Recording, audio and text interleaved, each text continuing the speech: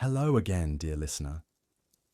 You've arrived at the perfect time for a story from the past, told gently and slowly as night wraps itself around us. Whether you're easing into sleep or simply seeking a soft pause from the day, I'm grateful to be part of your routine. Let me know where you're listening from. Are you watching the sun rise, or is the moon hanging outside your window as it is mine? If these calm historical narratives bring you peace, I invite you to subscribe and come along for many more. But first, let me give you an example of just how brutal these men could be. So you understand, we're not talking about ordinary medieval violence here.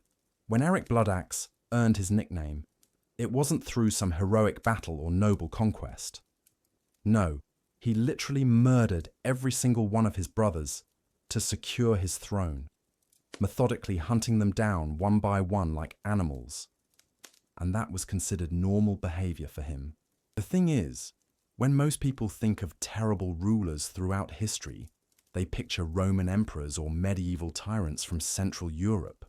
But the Vikings produced some of the most systematically cruel leaders the world has ever seen. Men who combined the tactical brilliance of great military minds with the sadistic creativity of complete psychopaths. What makes their stories even more chilling is that these weren't random acts of violence born from madness, but calculated campaigns of terror designed to break the spirits of entire populations. So let's dive into the blood-soaked world of Viking brutality, starting with the man who literally earned his crown by wading through the blood of his own family. Eric Bloodaxe stands as perhaps the most ruthlessly efficient fratricide in Viking history. Born around 885, as one of King Harald Fairhair's many sons, Eric understood from an early age that having too many brothers was a dangerous luxury he couldn't afford. While most royal siblings engaged in political maneuvering or formed alliances to secure their positions, Eric chose a more direct approach. He systematically murdered every single one of his brothers, earning his infamous nickname through what can only be described as a methodical family massacre. The sources describe Eric's campaign against his brothers as coldly calculated rather than driven by rage or passion. He would invite them to feasts under the pretense of reconciliation, only to have them poisoned or stabbed by hidden assassins. Other brothers he hunted down like wild game, tracking them across Norway's fjords and forests until he could corner them in isolated locations where their screams wouldn't carry to potential allies. The most disturbing aspect wasn't just the killing itself, but the patience Eric displayed, sometimes waiting years for the perfect opportunity to eliminate a particular brother. What made Eric's fratricide even more terrifying was his ability to maintain political relationships throughout the carnage. While he was butchering his siblings, he continued to function as a respected leader, making alliances, commanding raids, and presenting himself as a legitimate heir to his father's throne. Contemporary accounts describe him as charming and intelligent in his public dealings, capable of discussing poetry and politics with equal skill, all while privately orchestrating the deaths of his own blood relatives. His wife, Gunhild, became his perfect partner in these schemes. Known as Gunhild, Mother of Kings, she possessed a reputation for sorcery and political manipulation that complemented Eric's more direct methods perfectly. Together, they created what medieval sources describe as a reign of terror that extended far beyond their family disputes. Gunhild would identify threats through her network of spies and informants, while Eric would eliminate them with brutal efficiency. The psychological impact of Eric's actions extended throughout Norwegian society. Noble families began to fear their own relatives, never knowing if a brother or cousin might be plotting their demise. The very concept of family loyalty, so crucial to Viking culture, became poisoned by Eric's example. Parents started viewing multiple sons not as blessings, but as potential sources of future bloodshed, fundamentally altering how Viking families approached succession and inheritance. But Eric's appetite for violence wasn't satisfied by domestic slaughter alone.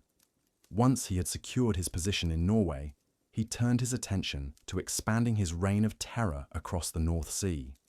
His raids on England and Scotland became legendary for their systematic cruelty. Unlike other Viking leaders who raided for wealth or territory, Erik seemed to raid for the pure pleasure of causing suffering. Contemporary English chronicles describe Erik's forces as behaving differently from typical Viking raiders. Where most Vikings would demand ransom for captured nobles or negotiate tribute arrangements with local rulers, Erik's men were instructed to maximize psychological damage. They would capture entire families and force parents to watch their children being tortured before killing them all. They burned monasteries not just to eliminate resistance, but to specifically target the religious and cultural foundations of their enemies' societies. The Anglo-Saxon Chronicle records that Erik's presence in English waters could be detected not by seeing his ships, but by following the smoke from burning villages and the streams of refugees fleeing inland. His reputation became so terrifying that some English coastal settlements would evacuate entirely upon receiving reports that Erik's fleet had been spotted days away, preferring to abandon their homes rather than risk encountering his forces. What distinguished Erik from other brutal Viking leaders was his understanding of terror as a strategic weapon. He recognized that reputation could be more powerful than actual military force, and he cultivated his fearsome image with the same attention to detail that other leaders devoted to their battle tactics. Every act of cruelty was calculated to spread stories that would weaken his enemy's resolve before he even arrived to fight them. Moving from familial murder to religious persecution, we encounter Ivar the Boneless, a warlord whose very name became synonymous with the systematic destruction of Christian England.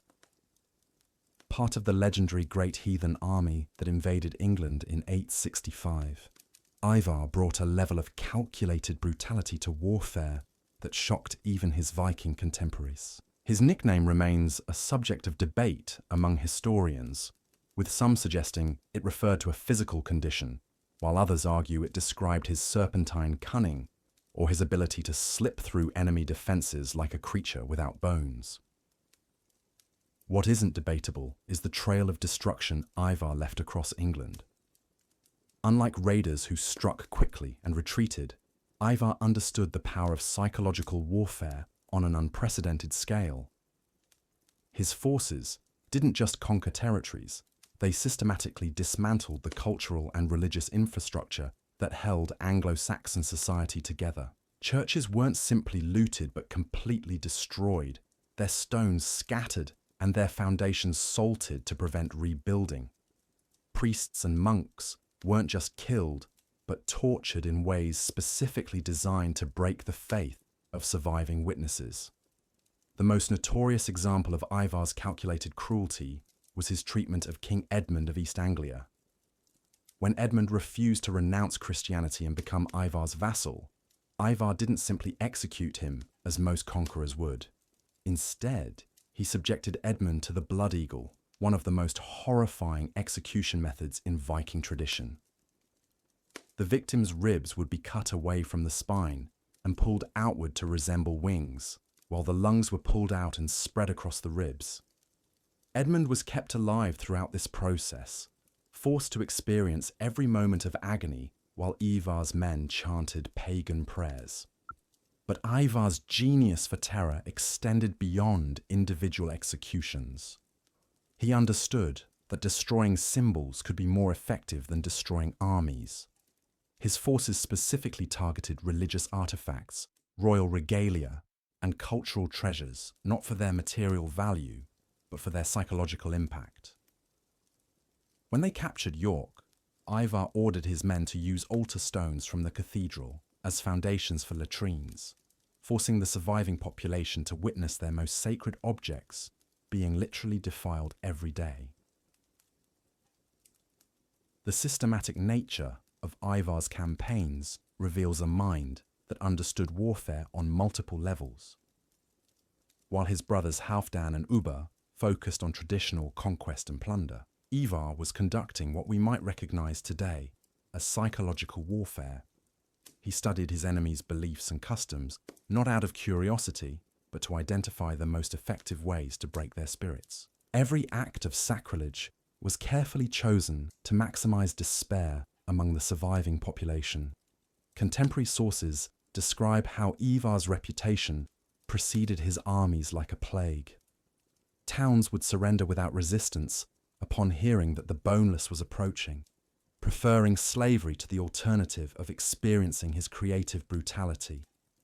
This psychological dominance allowed Ivar to conquer vast territories with relatively small forces, as his reputation did much of the work that would otherwise require massive armies. His treatment of captured nobles became the stuff of nightmares throughout Anglo-Saxon England.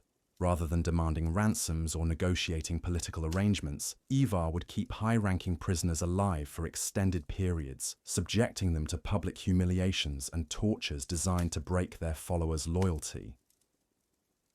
He understood that destroying a leader's dignity could be more effective than simply killing them, as it demonstrated to their people that their traditional sources of protection and authority were powerless against Viking might. The long-term impact of Ivar's methods extended far beyond the immediate military campaigns. His systematic destruction of religious and cultural institutions created a trauma that persisted in English collective memory for generations. The very name Ivar became a byword for diabolic cruelty, used by parents to frighten disobedient children, and by priests to illustrate the reality of earthly evil. What made Ivar particularly terrifying was his apparent enjoyment of the psychological aspects of conquest. Unlike leaders who viewed brutality as a necessary evil or a means to an end, contemporary accounts suggest that Ivar took genuine pleasure in devising new ways to break his enemies' spirits. He would spend hours planning elaborate tortures and humiliations, approaching cruelty with the same creativity that other leaders brought to poetry or craftsmanship. But perhaps the most chilling aspect of Ivar's legacy was how his methods influenced other Viking leaders. His success in using terror as a strategic weapon inspired imitators throughout the Viking world, creating a generation of warlords who competed to devise ever more horrifying ways to intimidate their enemies. The techniques he pioneered in England would spread throughout Viking territories, fundamentally changing how Norse leaders approached conquest and occupation. From the blood-soaked battlefields of England, our journey into Viking brutality takes us north to the frozen wastes of Norway, where we encounter Olaf Tryggvason, a man whose conversion to Christianity somehow made him even more terrifyingly violent than his pagan predecessors. This wasn't the gentle conversion of a reformed sinner finding peace through faith.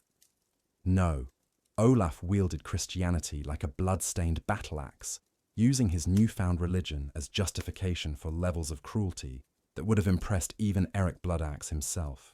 What makes Olaf's story particularly disturbing is how he transformed religious conversion from a personal spiritual journey into a weapon of mass torture.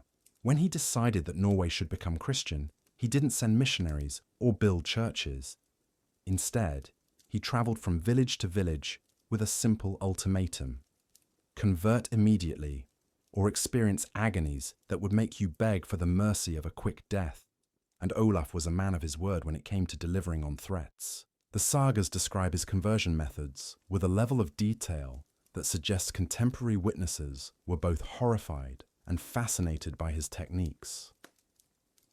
When he encountered resistance from traditional Norse believers, Olaf would select the most prominent pagan leaders and subject them to tortures specifically designed to break not just their bodies, but their spirits.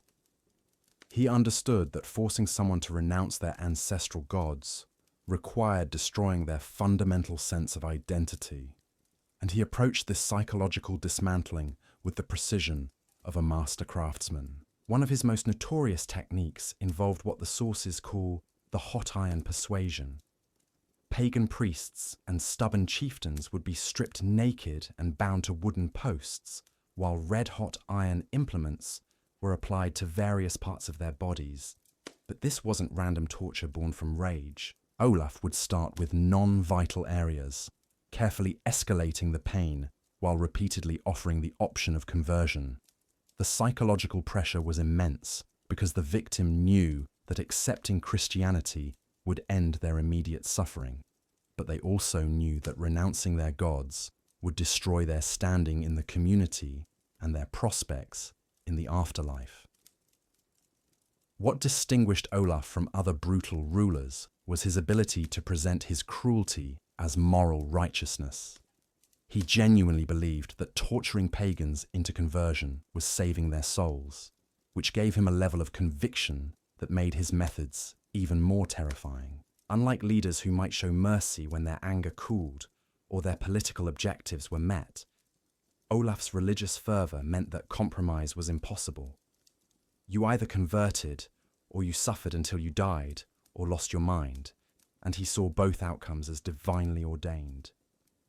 His treatment of entire communities reveals the systematic nature of his approach to forced conversion. When Olaf arrived at a settlement, he would immediately identify the religious and political leaders, understanding that breaking these individuals would cause the entire social structure to collapse. He would force the population to gather and watch as their leaders were tortured, creating a collective trauma that made resistance psychologically impossible for most people. The sources describe how Olaf would use family relationships as leverage in his conversion campaigns. Parents would be forced to watch their children being tortured, while children would be made to witness their parents' agonies. But the true genius of his cruelty was offering each family member the power to end their loved one's suffering by converting to Christianity themselves. This created impossible moral dilemmas that destroyed traditional family bonds and community solidarity, leaving individuals isolated and vulnerable to his religious message. Contemporary accounts suggest that Olaf took genuine pleasure in the theological debates he would conduct while torturing his victims.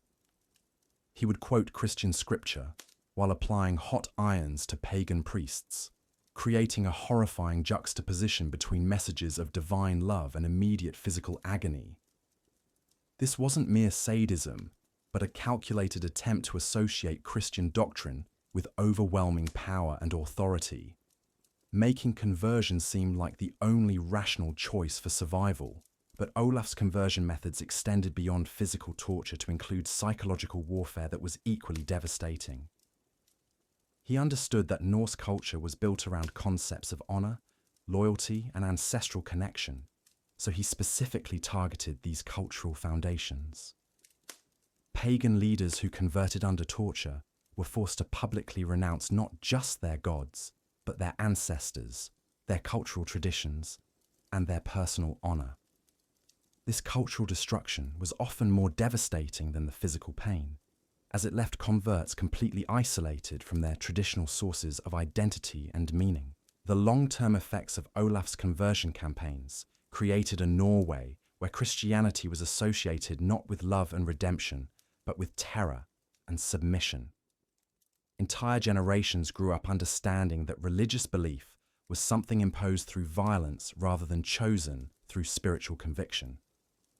This created a peculiar form of Norwegian Christianity that retained much of the violence and fatalism of Norse paganism, while adding Christian theological justification for brutality. What makes Olaf's story even more chilling is how he influenced other rulers throughout Scandinavia. His success in using torture as a conversion tool inspired Christian kings in Denmark and Sweden to adopt similar methods, creating a wave of religious violence that swept across the entire region. The techniques he pioneered for breaking cultural resistance became standard practices for rulers seeking to impose religious or political changes on reluctant populations. Moving from religious persecution to political paranoia, we encounter Magnus the Cruel, a Danish king whose reign became a masterclass in how suspicion and fear could transform a competent ruler into a monster who destroyed everything he touched. Magnus didn't start his reign as a particularly brutal man, but his growing paranoia about potential threats gradually transformed him into someone who saw enemies in every shadow and betrayal in every conversation. What made Magnus particularly dangerous was his intelligence combined with his increasing inability to trust anyone around him. Unlike rulers whose cruelty stemmed from ignorance or simple sadism, Magnus was smart enough to devise sophisticated systems for identifying and eliminating potential threats. Unfortunately, his definition of what constituted a threat expanded continuously throughout his reign, eventually encompassing virtually everyone who held any position of authority or influence in his kingdom. The early signs of Magnus's transformation into a monster were subtle but ominous. He began requiring increasingly elaborate loyalty oaths from his nobles, not just simple pledges of allegiance, but detailed promises that included clauses about reporting suspicious conversations and surrendering family members as hostages if necessary.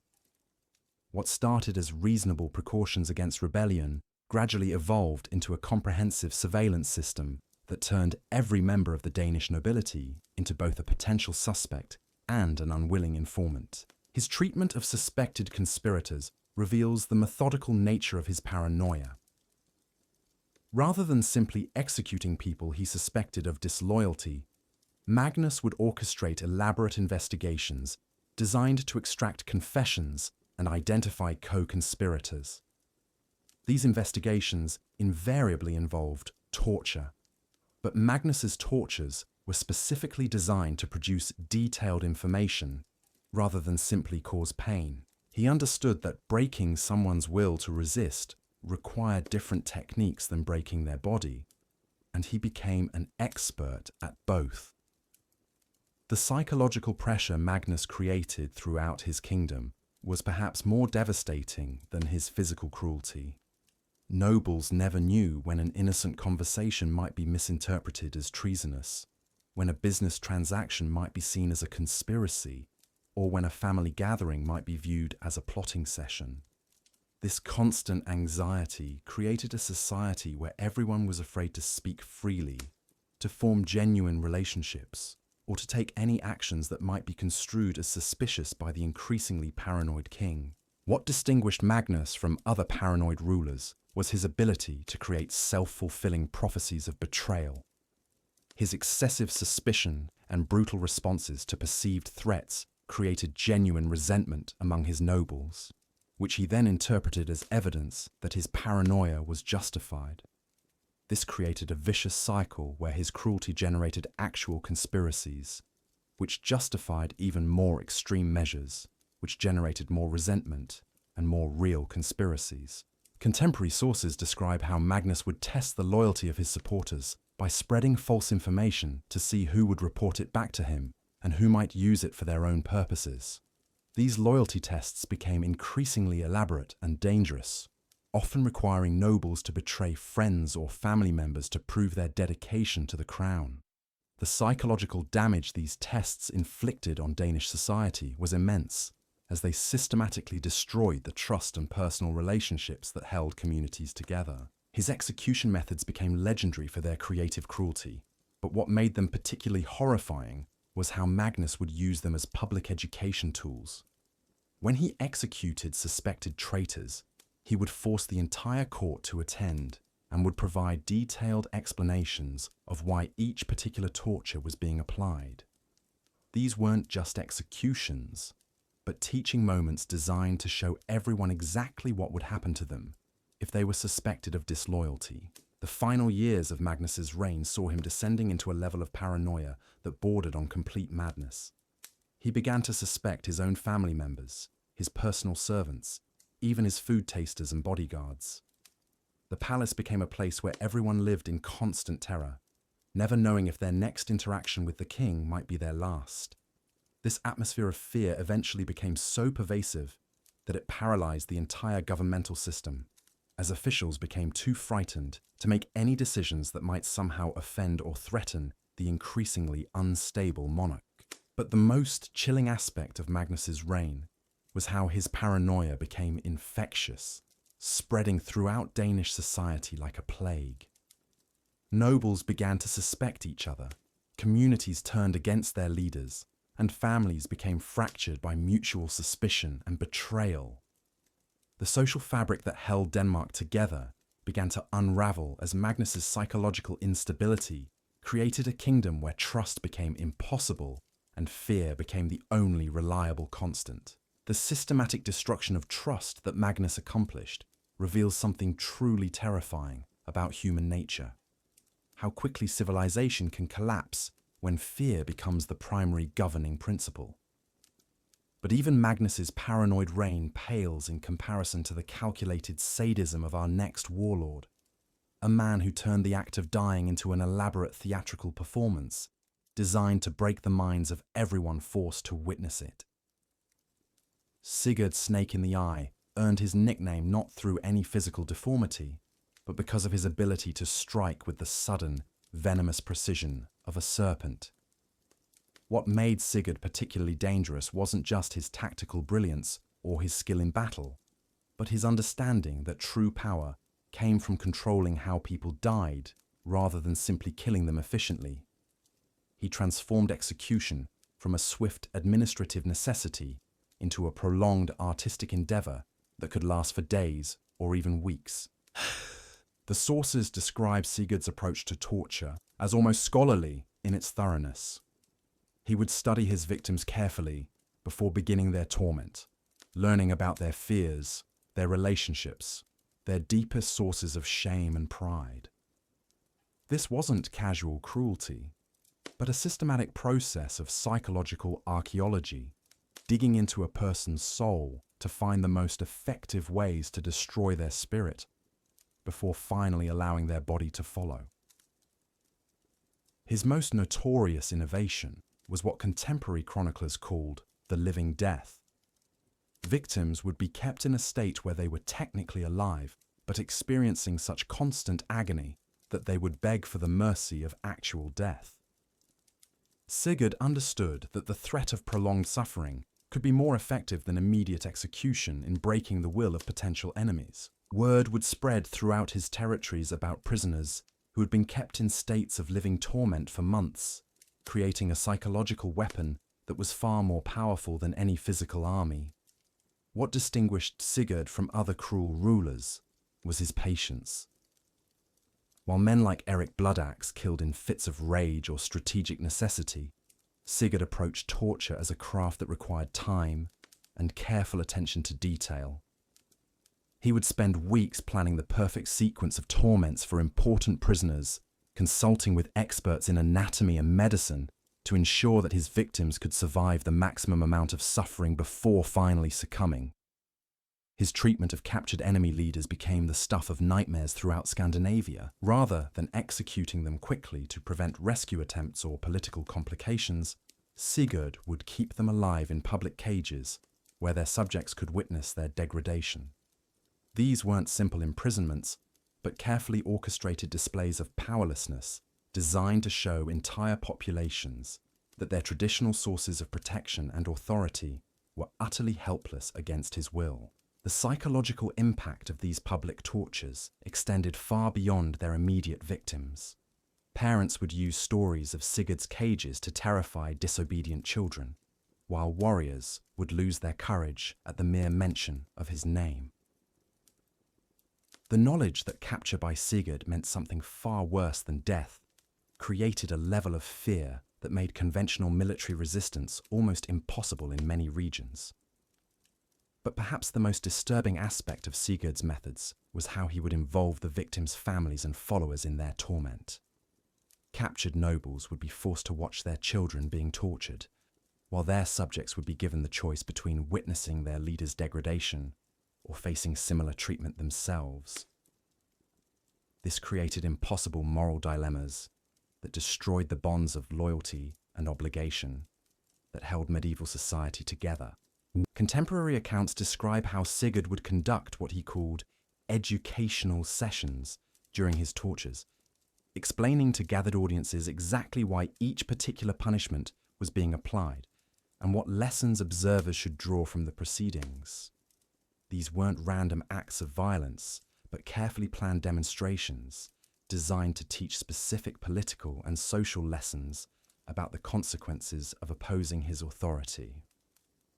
The long-term effects of Sigurd's reign created regions where the very concept of resistance became psychologically impossible.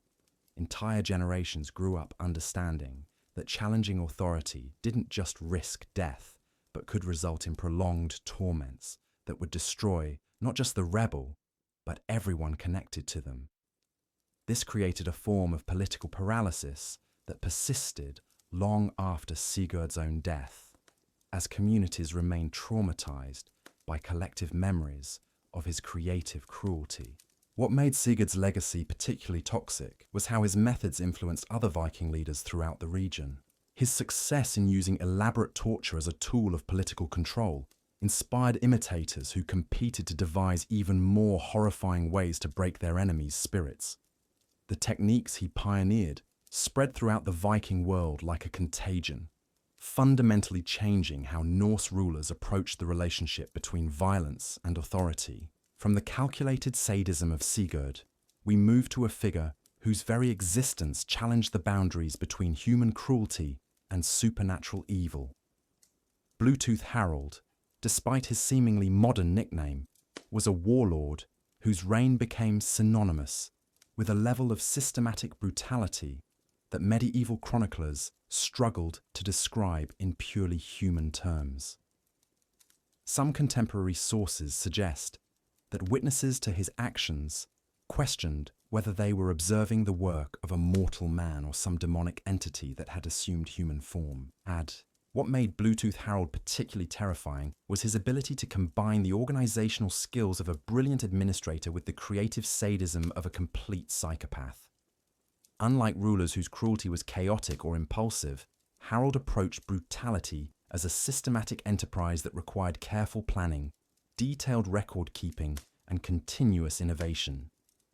He maintained what contemporary sources describe as workshops devoted entirely to developing new methods of torture and execution, staffed by specialists who approached their craft with the dedication of master artisans. His treatment of conquered populations reveals the industrial scale of his cruelty.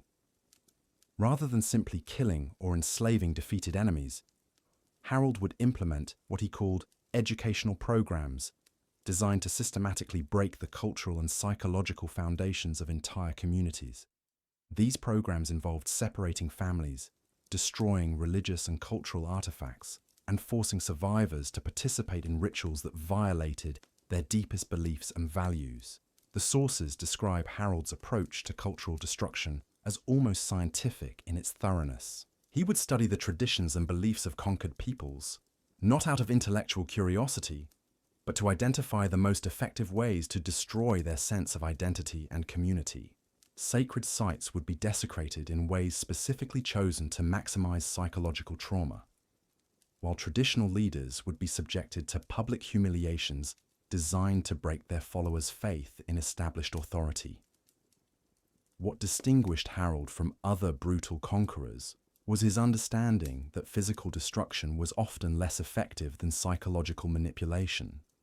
He discovered that forcing people to betray their own values and beliefs created a deeper and more lasting trauma than simply terrorizing them through violence. His territories became laboratories for testing different methods of breaking human spirits, with Harald carefully observing the results and refining his techniques based on their effectiveness. His system of informants and collaborators created a network of complicity that extended throughout his territories, forcing ordinary people to become participants in the oppression of their neighbors and communities. This wasn't just surveillance, but a systematic corruption of social relationships, designed to make resistance impossible by destroying the trust and solidarity that rebellion required. Contemporary accounts describe how Harald would conduct elaborate ceremonies designed to celebrate and institutionalize cruelty throughout his realm. These weren't simple displays of power, but carefully orchestrated events that normalized extreme violence and made participation in brutality a requirement for social acceptance. Citizens who refused to attend these ceremonies, or who failed to demonstrate sufficient enthusiasm for the proceedings, would themselves become targets for his educational programs. The psychological pressure Harald created was so intense that many of his subjects began to internalize his values, genuinely believing that extreme cruelty was not just necessary, but morally justified. This transformation of victims into willing participants in their own oppression represents perhaps the most chilling aspect of his legacy, as it demonstrates how systematic brutality can fundamentally alter human nature itself. His influence extended far beyond his immediate territories through a network of disciples and imitators, who spread his methods throughout the Viking world. These weren't just political allies, but true believers who had been converted to Harold's philosophy that cruelty was the most effective tool for achieving social and political objectives. The techniques he developed continued to spread long after his death, creating a legacy of systematic brutality that influenced Viking culture for generations. But the most disturbing aspect of Harold's reign was how he managed to present his systematic cruelty as a form of enlightened governance, convincing many of his subjects that they were fortunate to live under such an effective and organized system of oppression. This ability to make victims grateful for their own suffering represents a level of psychological manipulation that borders on the supernatural, suggesting that Harold possessed an understanding of human nature that was both profound and utterly corrupted. As we delve deeper into these tales of systematic cruelty, we begin to see patterns emerging that reveal something fundamental about how power corrupts and how violence becomes normalized in societies that lose their moral foundations. But our journey through Viking brutality is far from over, as we still need to examine the warlords whose cruelty was so extreme that it transcended mere political strategy and entered the realm of pure evil. The most chilling aspect of these Viking tyrants wasn't just their individual acts of cruelty, but how they systematically corrupted entire societies, turning ordinary people into accomplices in their own oppression. This brings us to Ragnar Hairy Breeches, a warlord whose nickname might sound almost comical to modern ears, but whose methods of psychological warfare were so sophisticated that they fundamentally altered how Viking society understood the relationship between power and fear.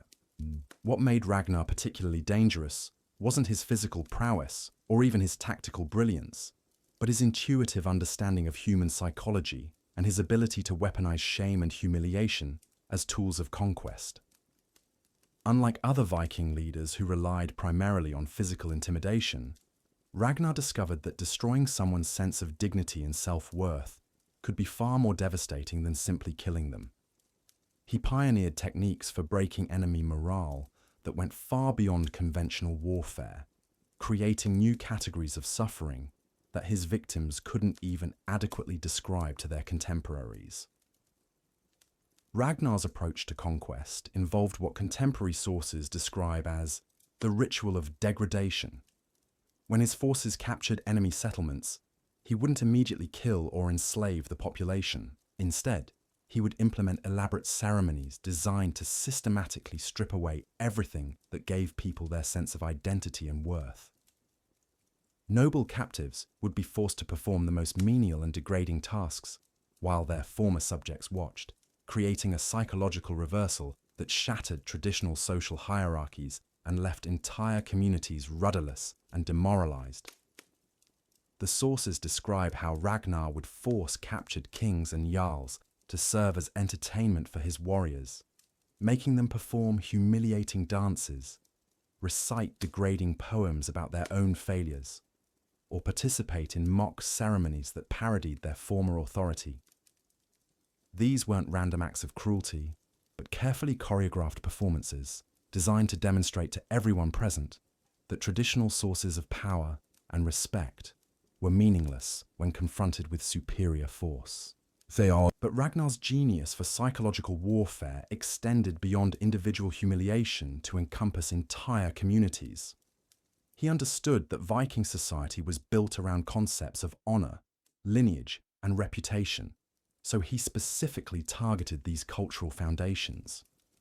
Families would be forced to denounce their ancestors, warriors would be made to publicly confess cowardice, and religious leaders would be compelled to mock their own gods. These forced betrayals of fundamental values created a psychological trauma that persisted long after the immediate physical threat had passed. What distinguished Ragnar from other cruel leaders was his patience and his understanding that true psychological dominance required time to develop properly. Rather than simply terrorizing people into submission, he would spend months slowly dismantling their psychological defenses, gradually escalating the humiliations and degradations until his victims began to internalize his values and see themselves through his contemptuous eyes. His treatment of captured women reveals perhaps the most disturbing aspect of his methods. Rather than simply using them for labor or ransom, Ragnar would implement what he called lessons in powerlessness, designed to break not just individual spirits, but to demonstrate to entire communities that their traditional protectors were helpless. These lessons involved elaborate public ceremonies, where the social and cultural roles that gave women status and protection were systematically mocked and destroyed. Contemporary chroniclers describe how Ragnar's territories became places where normal human relationships became impossible, as everyone lived in constant fear that their words or actions might be twisted into reasons for public humiliation. The psychological pressure was so intense that many people began to police themselves, avoiding any behavior that might draw attention or be interpreted as disrespectful to their conquerors.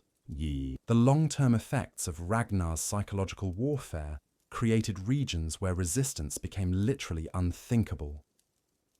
Entire generations grew up understanding that challenging authority didn't just risk physical punishment, but could result in public degradations that would destroy not just the rebel, but their entire family's reputation for generations. This created a form of cultural paralysis that made conventional rebellion impossible, even when physical resistance might have been feasible. His influence on other Viking leaders was profound and lasting. The techniques he developed for breaking human spirits through systematic humiliation spread throughout Scandinavia, inspiring imitators who competed to devise even more sophisticated methods of psychological torture. The concept that shame could be more powerful than pain became a cornerstone of Viking intimidation tactics, fundamentally changing how Norse warriors approached conquest and occupation. But perhaps the most chilling aspect of Ragnar's legacy was how his methods created a generation of Vikings who genuinely enjoyed inflicting psychological suffering on their enemies. Unlike traditional warriors who might feel some reluctance or distaste for necessary brutality, Ragnar's followers developed an appetite for creative humiliation that went far beyond strategic necessity. They began to see the systematic destruction of human dignity as an art form worthy of cultivation and refinement. From the psychological laboratories of Ragnar's territories, we move to encounter Halfdan the Black, a ruler whose nickname derived not from his appearance, but from the darkness that seemed to follow in his wake wherever he travelled. Halfdan represents perhaps the purest expression of nihilistic violence in Viking history. A man who appeared to destroy not for political gain or strategic advantage, but simply because destruction itself brought him a twisted form of satisfaction that nothing else could provide. What made Halfdan particularly terrifying was his apparent lack of any coherent motivation for his cruelty. While other brutal Viking leaders could at least claim they were pursuing political objectives or defending cultural values, Halfdan seemed to inflict suffering for its own sake, as if the act of causing pain was the only thing that gave meaning to his existence. This purposeless cruelty was in some ways more frightening than strategic brutality, because it was impossible to negotiate with or understand.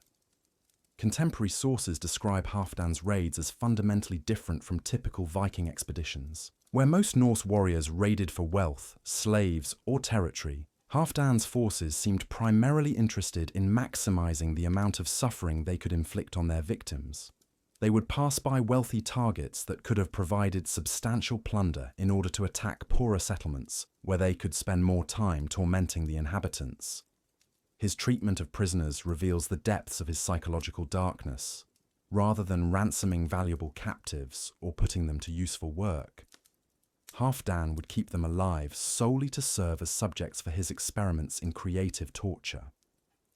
He maintained what contemporary chroniclers describe as collections of prisoners who served no practical purpose except to satisfy his appetite for inflicting pain on helpless victims. The sources describe how Halfdan would conduct what he called investigations into the nature of suffering, subjecting prisoners to increasingly elaborate tortures while carefully observing their responses. These weren't interrogations designed to extract information or confessions, but purely experimental procedures aimed at discovering new ways to break human spirits and prolong agony.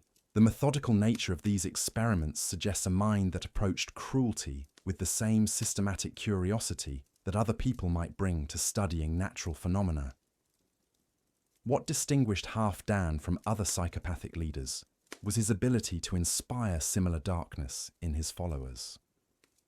Unlike rulers whose brutality remained largely personal, Halfdan managed to corrupt entire armies, turning ordinary Viking warriors into enthusiastic participants in his purposeless campaigns of suffering.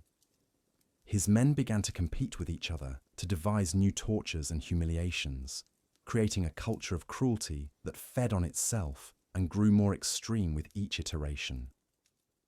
His approach to conquest involved what can only be described as the systematic cultivation of despair. Rather than simply defeating enemy forces and occupying their territories, Halfdan would implement long-term campaigns designed to slowly drain all hope and meaning from the lives of conquered populations. These campaigns could last for years, gradually escalating in intensity until entire regions became psychological wastelands where people existed in states of constant anxiety and hopelessness. Contemporary accounts describe how Halfdan's territories became places where normal human emotions began to atrophy. The constant exposure to random violence and purposeless cruelty created populations that were psychologically numb, incapable of forming genuine relationships or experiencing joy even when circumstances might otherwise have permitted it. This emotional deadness was perhaps more devastating than physical destruction, as it robbed people of the inner resources they needed to rebuild their lives or resist their oppressors. The psychological contagion that Halfdan created extended far beyond his immediate victims to affect entire regions of Scandinavia. Communities that had never directly encountered his forces would modify their behavior based on stories they had heard about his methods, creating a climate of preemptive fear that made normal social and economic life increasingly difficult. The mere possibility that Halfdan might appear became a source of chronic anxiety that poisoned relationships and undermined community solidarity. His influence on Viking culture was particularly toxic because he demonstrated that cruelty could become an end in itself, rather than merely a means to achieve other objectives. This philosophical shift fundamentally altered how many Norse warriors understood violence, transforming it from a necessary tool for survival and advancement into a source of entertainment and personal fulfillment. The long-term consequences of this transformation would haunt Scandinavian society for generations. But the most disturbing aspect of Halfdan's legacy was how he proved that human beings could be systematically trained to enjoy inflicting suffering on their fellow humans. His territories became proving grounds for testing the limits of human moral corruption, demonstrating that under the right conditions, ordinary people could be transformed into enthusiastic participants in the most extreme forms of cruelty imaginable. Moving from the nihilistic darkness of Halfdan, we encounter Sweyn Forkbeard, a Danish king whose reign represented the industrialization of Viking brutality. Where previous tyrants had approached cruelty as either a personal passion or a strategic tool, Sweyn transformed systematic violence into a governmental institution, creating bureaucratic systems for organizing and implementing terror on an unprecedented scale. What made Sweyn particularly dangerous was his organizational genius, combined with his complete lack of moral restraint. He understood that individual acts of cruelty, however extreme, had limited impact compared to systematic campaigns of terror that could be sustained over long periods and applied consistently across vast territories. His reign marked the transition from personal tyranny to institutional oppression, creating governmental structures specifically designed to maximize suffering and fear. Sweyn's approach to governance involved the creation of what contemporary sources describe as departments of intimidation staffed by specialists who approached terror as a professional discipline requiring specific skills and training. These weren't random collections of brutal thugs, but organized bureaucracies with clear hierarchies, standardized procedures, and performance metrics based on their effectiveness in breaking resistance and maintaining fear. The sources describe how Swain would conduct regular reviews of his terror operations, analyzing which techniques were most effective in different contexts and refining his methods based on empirical results. This systematic approach to cruelty allowed him to achieve levels of psychological control that individual tyrants could never sustain, as his institutional systems could operate independently of his personal presence or attention. His treatment of conquered territories reveals the industrial scale of his operations. Rather than simply appointing governors or extracting tribute, Swain would implement comprehensive systems for monitoring and controlling every aspect of daily life in occupied regions. These systems involved networks of informants, regular public demonstrations of power, and carefully calibrated punishments designed to maintain optimal levels of fear without completely destroying the economic productivity of subject populations. What distinguished Swain from other organized tyrants was his understanding that sustainable oppression required popular participation. He created incentive systems that rewarded citizens for reporting suspicious behavior, participating in public punishments, and demonstrating enthusiasm for his regime's values. These systems gradually corrupted entire societies, turning neighbors into informants and friends into potential enemies. Contemporary chroniclers describe how Swain's territories became places where collaboration with oppression became the price of survival, creating moral compromises that destroyed the psychological foundations of community life. People were forced to choose between protecting their families and maintaining their integrity, with most choosing survival over principle, and then living with the psychological consequences of their moral capitulation. His approach to resistance was particularly sophisticated, involving multi-stage processes designed to identify, isolate, and systematically destroy opposition movements before they could gain momentum. Rather than simply responding to rebellion after it occurred, Swain's systems were designed to detect and eliminate potential resistance while it was still in the planning stages, creating a preemptive approach to terror that made organized opposition virtually impossible. The psychological impact of living under Swain's systematic oppression was devastating in ways that individual acts of cruelty could never achieve. The knowledge that every conversation might be monitored, every relationship might be compromised, and every action might be subject to official scrutiny created a level of chronic stress that fundamentally altered how people related to each other and to their own thoughts and feelings. His influence extended throughout the Viking world, through a network of disciples who exported his institutional approaches to terror to other kingdoms and territories. These weren't just political allies, but true converts to his philosophy that systematic oppression was the most effective form of governance, creating a generation of rulers who competed to refine and improve upon his methods. But perhaps the most chilling aspect of Swain's legacy was how he demonstrated that systematic cruelty could become self-sustaining, creating governmental and social structures that continued to operate effectively long after their original architect had passed from the scene.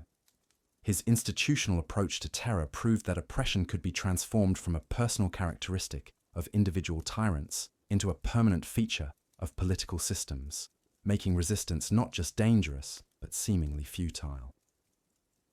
The progression from individual psychopaths like Eric Bloodaxe to institutional tyrants like Swain Forkbeard reveals something profound about how evil evolves and adapts to become more effective over time. But even Swain's systematic approach to terror pales in comparison to our final figure, a man whose very name became synonymous with the complete destruction of human hope and the transformation of entire regions into landscapes of perpetual nightmare. This journey through the darkest chapters of Viking history reveals how individual cruelty can metastasize into systematic oppression, transforming entire societies and leaving psychological scars that persist for generations. But we're not finished exploring the depths of Viking brutality, as the worst examples of human evil are yet to come in our examination of these blood-soaked northern tyrants.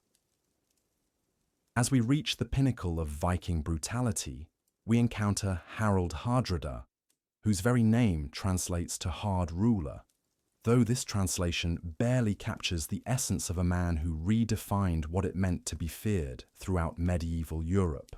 Harald didn't just rule through terror, he transformed terror itself into a sophisticated art form that combined the psychological insights of a master manipulator with the creative sadism of a complete monster. His reign represents the absolute peak of Viking cruelty, where systematic oppression evolved into something approaching supernatural evil.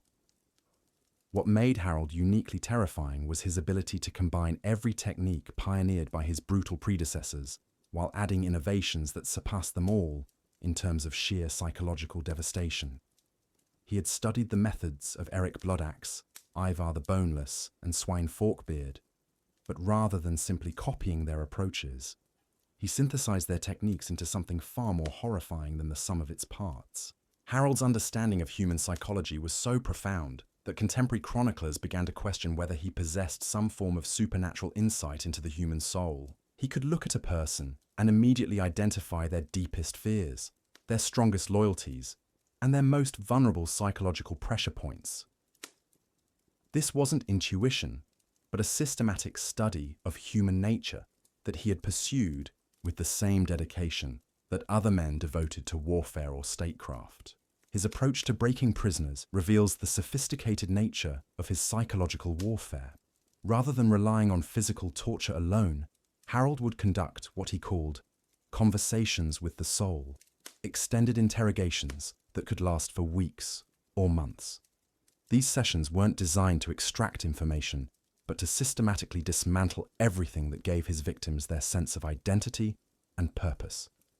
He would force prisoners to confront their own moral compromises, their secret shames, and their deepest hypocrisies until they began to see themselves as he saw them, worthless and contemptible. The sources describe how Harald would use these psychological dissections to create what he termed willing slaves, prisoners who had been so thoroughly broken that they genuinely believed they deserved their suffering and were grateful for any small mercy he might show them. These broken souls would become his most effective agents, as their visible transformation from proud warriors to groveling servants demonstrated to others the futility of resistance more powerfully than any display of physical force could achieve. His treatment of entire populations reveals the industrial scale of his psychological operations. When Harald conquered new territories, he would implement comprehensive programs designed to identify and systematically corrupt the moral and cultural foundations of entire societies. These programs involved forcing communities to participate in rituals that violated their deepest values, creating collective guilt and shame that made resistance psychologically impossible. Contemporary accounts describe how Harald would organize elaborate festivals of degradation, where entire populations would be forced to participate in ceremonies designed to mock and destroy their own cultural traditions. Parents would be compelled to denounce their children. Priests would be made to blaspheme against their own gods. And warriors would be forced to publicly confess acts of cowardice they had never committed. These festivals weren't random acts of cruelty, but carefully orchestrated events designed to create collective trauma that would persist for generations. What distinguished Harald from all previous tyrants was his understanding that true power lay not in controlling people's actions, but in controlling their thoughts and feelings. He discovered that people who had been forced to betray their own values would internalize a sense of worthlessness that made them more controllable than any external threat could achieve. His territories became laboratories for testing the limits of psychological manipulation, with Harald constantly refining his techniques based on their effectiveness in breaking human spirits. His system of corruption extended to every level of society, from the highest nobles to the lowest peasants. Harald understood that sustainable oppression required the active participation of the oppressed, so he created incentive structures that made collaboration with his regime seem like the only rational choice for survival. People weren't just afraid of Harold, they became invested in his success because opposing him would require confronting their own complicity in his crimes.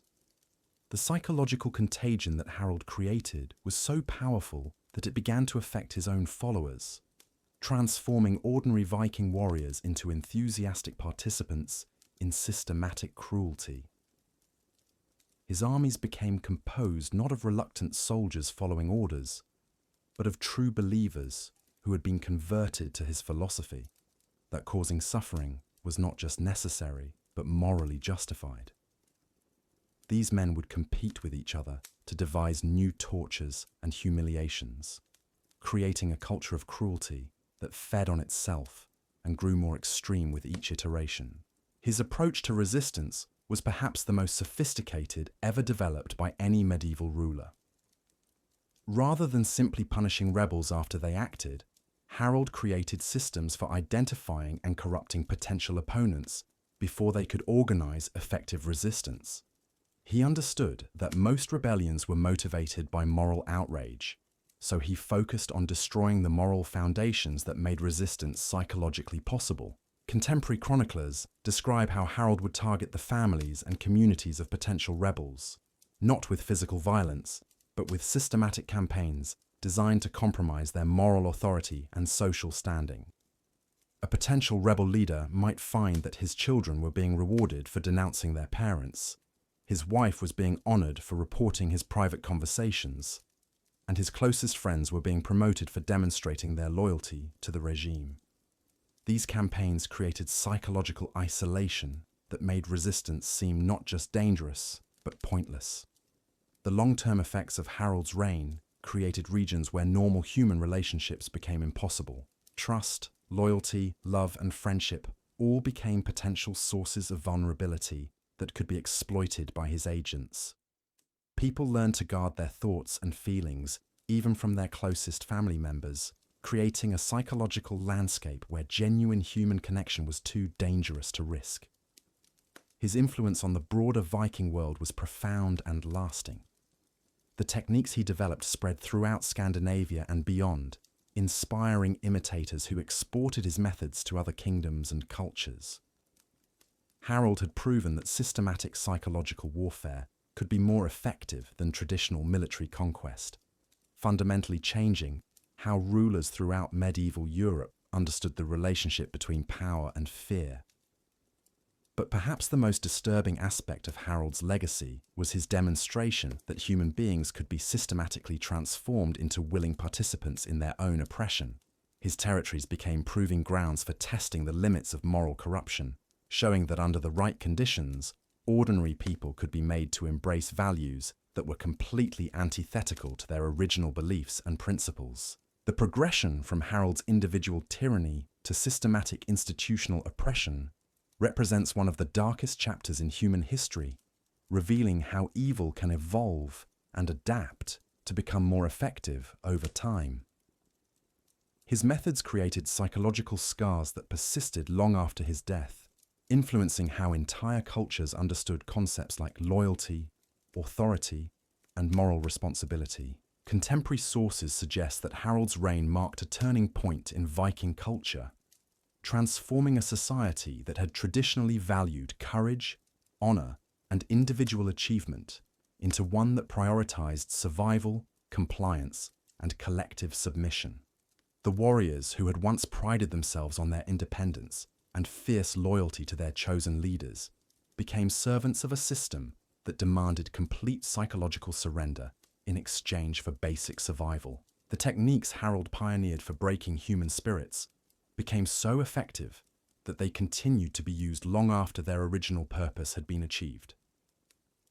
Communities that had been subjected to his psychological warfare remained traumatized and compliant for generations, passing down patterns of submission and self-censorship to their children and grandchildren. The cultural damage he inflicted proved to be far more lasting than any physical destruction could have been. His approach to governance created what contemporary observers described as kingdoms of the walking dead, territories populated by people who were technically alive, but had been so thoroughly broken that they existed in states of emotional numbness and psychological paralysis. These populations became incapable of genuine resistance, creative thinking, or independent action, creating societies that were stable but completely stagnant. The psychological techniques Harold developed were so sophisticated that they influenced military and political thinking throughout medieval Europe and beyond. Rulers who had never directly encountered his methods began to adopt similar approaches to controlling their subjects, creating a contagion of systematic oppression that spread far beyond the original Viking territories. His legacy reveals something fundamental about human nature that most people prefer not to acknowledge: that under the right conditions, ordinary individuals can be transformed into enthusiastic participants in the most extreme forms of cruelty and oppression.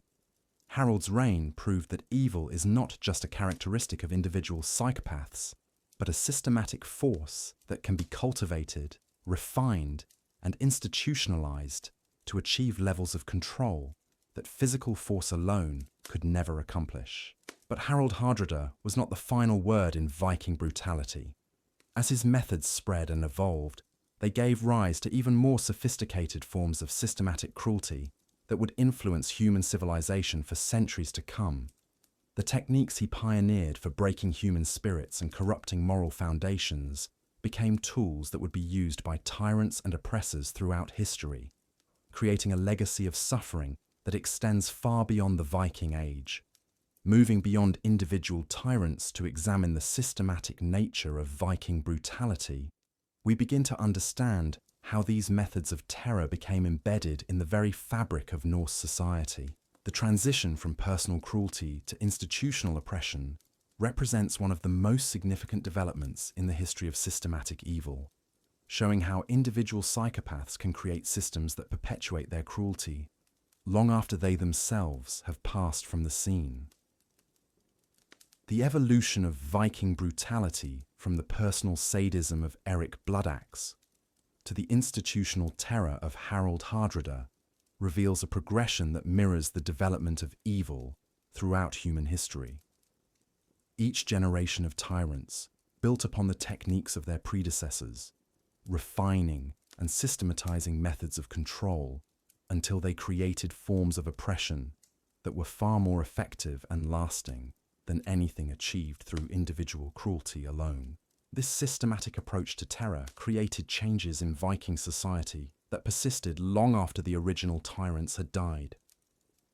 Communities that had been subjected to these psychological warfare techniques remained damaged for generations, unable to rebuild the social trust and moral foundations that had been systematically destroyed.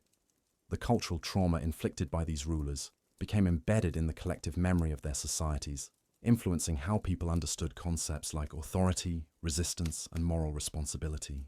The techniques pioneered by these Viking tyrants didn't remain confined to Scandinavia, but spread throughout medieval Europe and beyond, influencing how rulers throughout the known world understood the relationship between power and fear.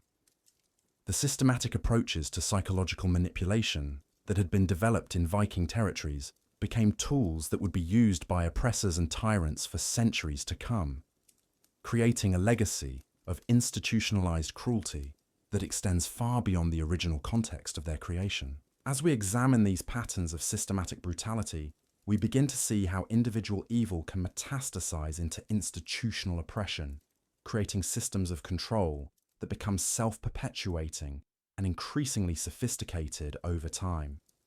The Viking tyrants we've examined represent not just individual monsters, but pioneers in the systematic study and application of psychological warfare, men who transformed cruelty from a personal characteristic into a governmental institution.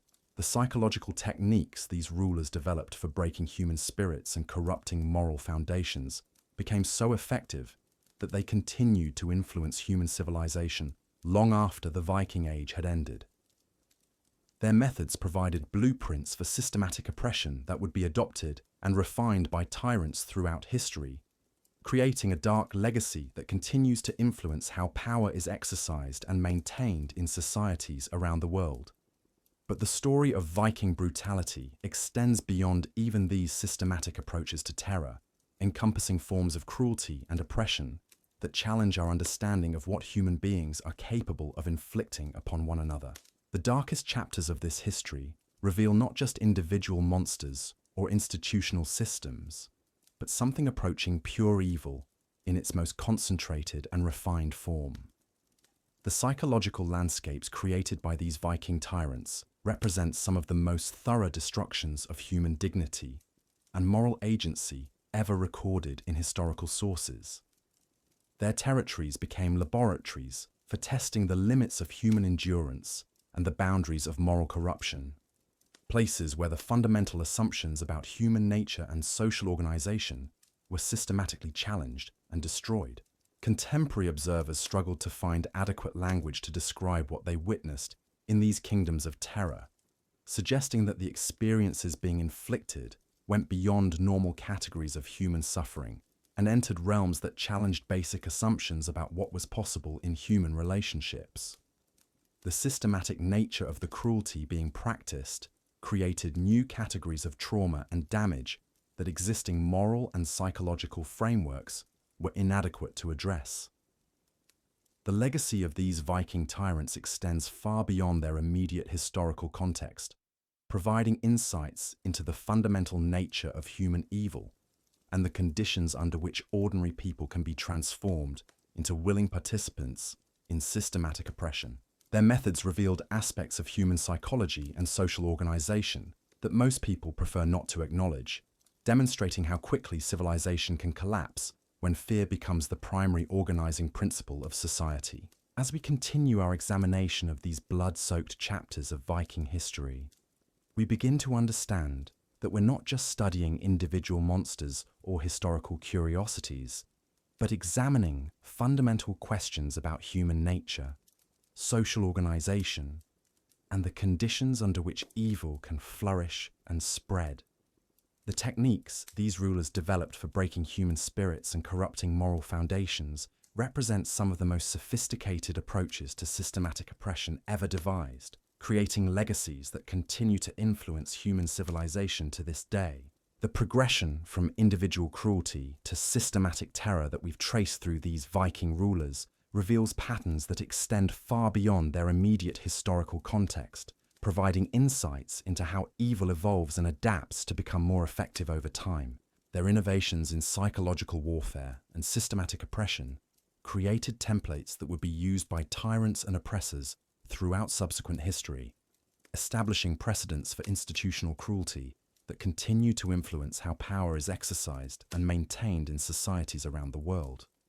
But our journey through the darkest chapters of Viking brutality is approaching its most disturbing revelations, as we prepare to examine the ultimate expressions of systematic evil that emerged from this culture of institutionalized terror. The techniques and methods we've explored so far represent merely the foundation for even more sophisticated and devastating approaches to human oppression that would push the boundaries of what civilized people believed was possible in human relationships. The culmination of Viking brutality reached its absolute peak with Thorfinn's skull splitter, whose very existence seemed to challenge the fundamental assumptions about what human beings were capable of becoming.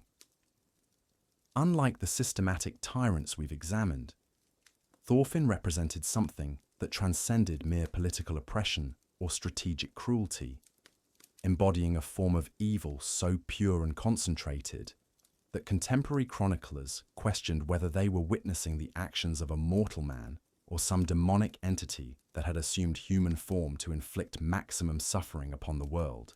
What distinguished Thorfinn from every other brutal ruler we've encountered was his complete transcendence of human motivation. Where Eric Bloodaxe killed for power, Ivar tortured for conquest, and Harold manipulated for control, Thorfinn seemed to operate from a realm beyond human understanding, pursuing objectives that made sense only within the twisted logic of absolute evil. His actions couldn't be explained by greed, ambition, revenge, or even sadistic pleasure. but seemed to flow from some fundamental commitment to maximizing the amount of suffering and despair present in the world. Contemporary sources describe Thorfinn's approach to conquest as fundamentally different from anything that had come before. His forces didn't raid for wealth, territory, or strategic advantage, but seemed to seek out opportunities to inflict the maximum possible psychological damage on their victims. They would bypass rich targets that offered substantial plunder to attack communities where they could spend more time conducting what Thorfinn called experiments in the nature of despair, elaborate tortures designed not to extract information or demonstrate power, but to explore the absolute limits of human endurance. His treatment of captured populations reveals the systematic nature of his approach to creating suffering. Rather than simply killing or enslaving defeated enemies, Thorfinn would implement what he termed educational programs in the reality of powerlessness, complex psychological campaigns designed to strip away every source of meaning, hope, and identity that gave people reason to continue existing. These programs could last for months or even years, gradually escalating in their psychological sophistication until entire communities existed in states of living death, technically alive but completely broken in spirit. The sources describe how Thorfinn would study his victims with the same methodical attention that scholars devoted to understanding natural phenomena, carefully observing their responses to different forms of psychological pressure and refining his techniques based on their effectiveness in breaking human spirits. He maintained detailed records of his experiments, creating what contemporary chroniclers describe as libraries of human suffering that catalogued the most effective methods for destroying hope, faith, love, and every other emotion that made life worth living. What made Thorfinn's methods particularly horrifying was their complete lack of practical purpose. Unlike other tyrants who used cruelty as a means to achieve political or military objectives, Thorfinn seemed to pursue suffering as an end in itself, as if the act of causing pain was the only thing that gave meaning to his existence. This purposeless evil was far more terrifying than strategic brutality because it couldn't be negotiated with, reasoned with, or even properly understood by normal human psychology. His approach to psychological warfare involved techniques so sophisticated that they challenged contemporary understanding of human nature itself. Thorfinn had discovered methods for making people complicit in their own destruction, creating psychological dynamics where victims would actively participate in increasing their own suffering while believing they were making rational choices for survival. These techniques created forms of trauma so profound that they fundamentally altered how people understood concepts like choice, responsibility, and moral agency. Contemporary accounts describe how Thorfinn's territories became places where normal categories of human experience ceased to function.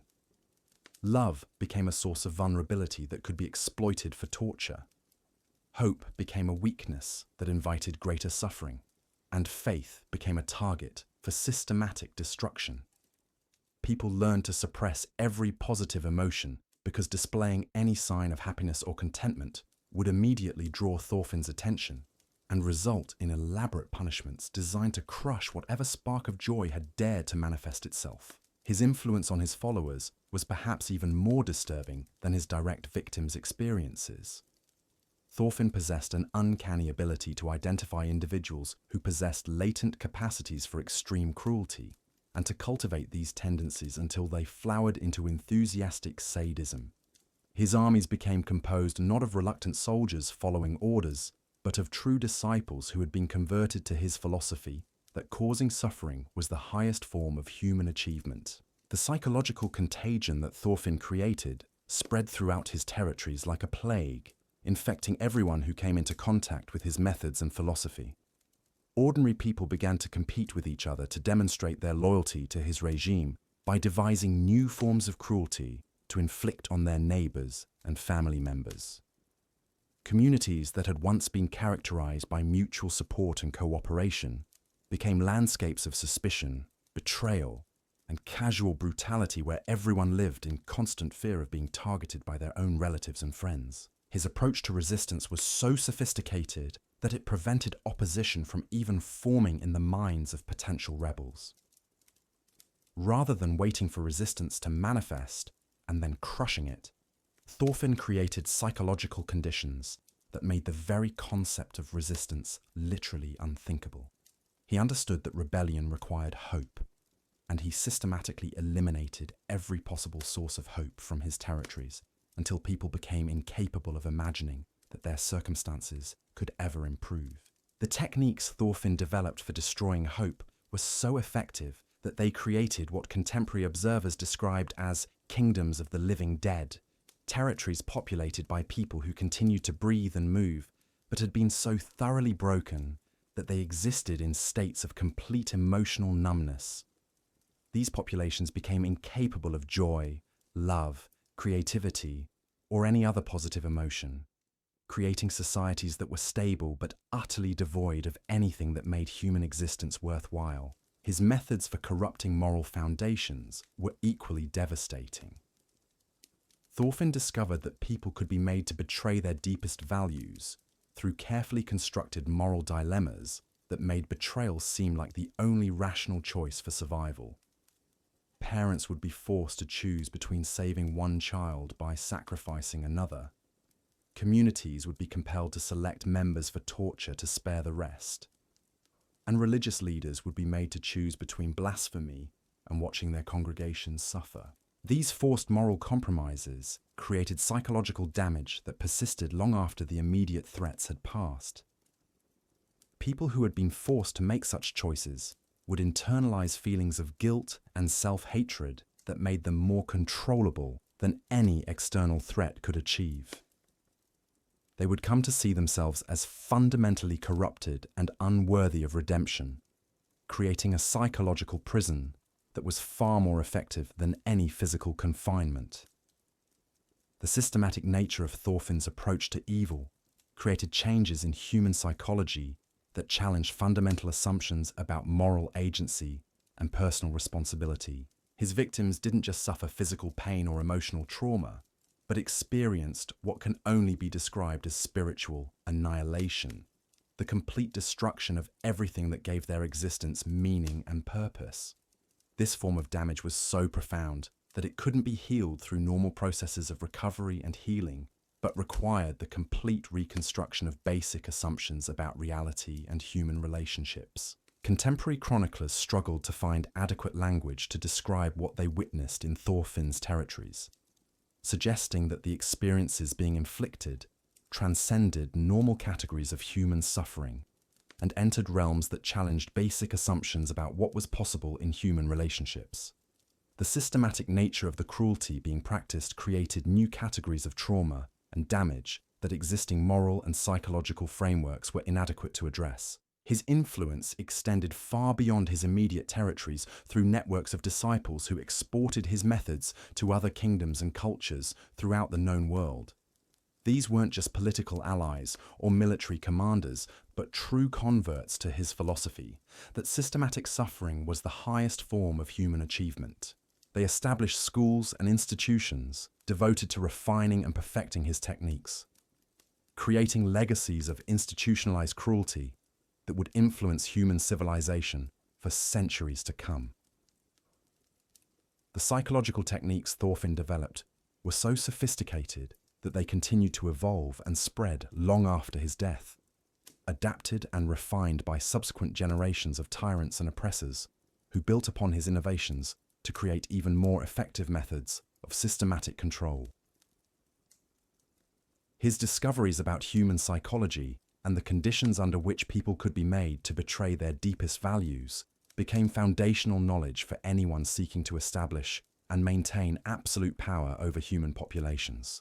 But perhaps the most disturbing aspect of Thorfinn's legacy was his demonstration that evil could become self-perpetuating, creating systems and institutions that continued to generate suffering long after their original architect had passed from the scene.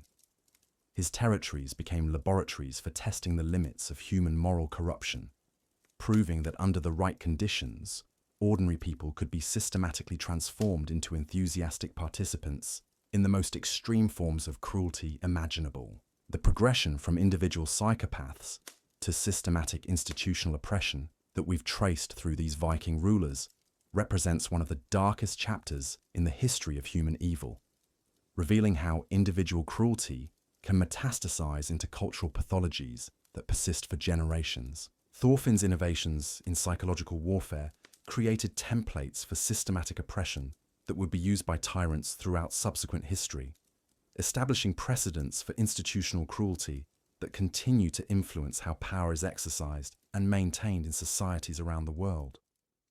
Moving beyond individual tyrants to examine the broader cultural impact of systematic brutality, we begin to understand how these methods of terror became embedded in the very fabric of Norse society.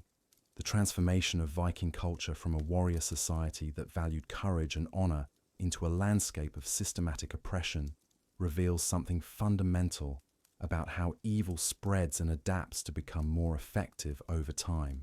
The techniques pioneered by these brutal rulers didn't remain confined to their immediate territories, but spread throughout Scandinavia and beyond, creating a contagion of systematic cruelty that influenced military and political thinking throughout medieval Europe. Rulers, who had never directly encountered these methods, began to adopt similar approaches to controlling their subjects, recognizing the effectiveness of psychological warfare in maintaining power and preventing resistance. The cultural trauma inflicted by these systematic approaches to terror created changes in human psychology that persisted long after the original tyrants had died. Communities that had been subjected to these forms of psychological warfare remained damaged for generations, unable to rebuild the social trust and moral foundations that had been systematically destroyed. The collective memory of these experiences became embedded in cultural traditions and social institutions, influencing how people understood concepts like authority, loyalty, and moral responsibility. Contemporary sources describe how the spread of these techniques created what can only be termed an epidemic of systematic cruelty throughout the Viking world. Communities that had once been characterized by mutual support and cooperation became landscapes of suspicion and betrayal, where everyone lived in constant fear of being targeted by their own neighbors and family members. The psychological methods developed by individual tyrants became normalized aspects of social interaction, creating cultures where casual brutality was seen as natural and necessary for survival. The institutionalization of these approaches to psychological warfare created governmental and social structures that were specifically designed to maintain optimal levels of fear and despair throughout entire populations. These systems became so sophisticated that they could operate independently of individual leaders, creating forms of oppression that were far more stable and enduring than anything that depended on the personal characteristics of particular rulers.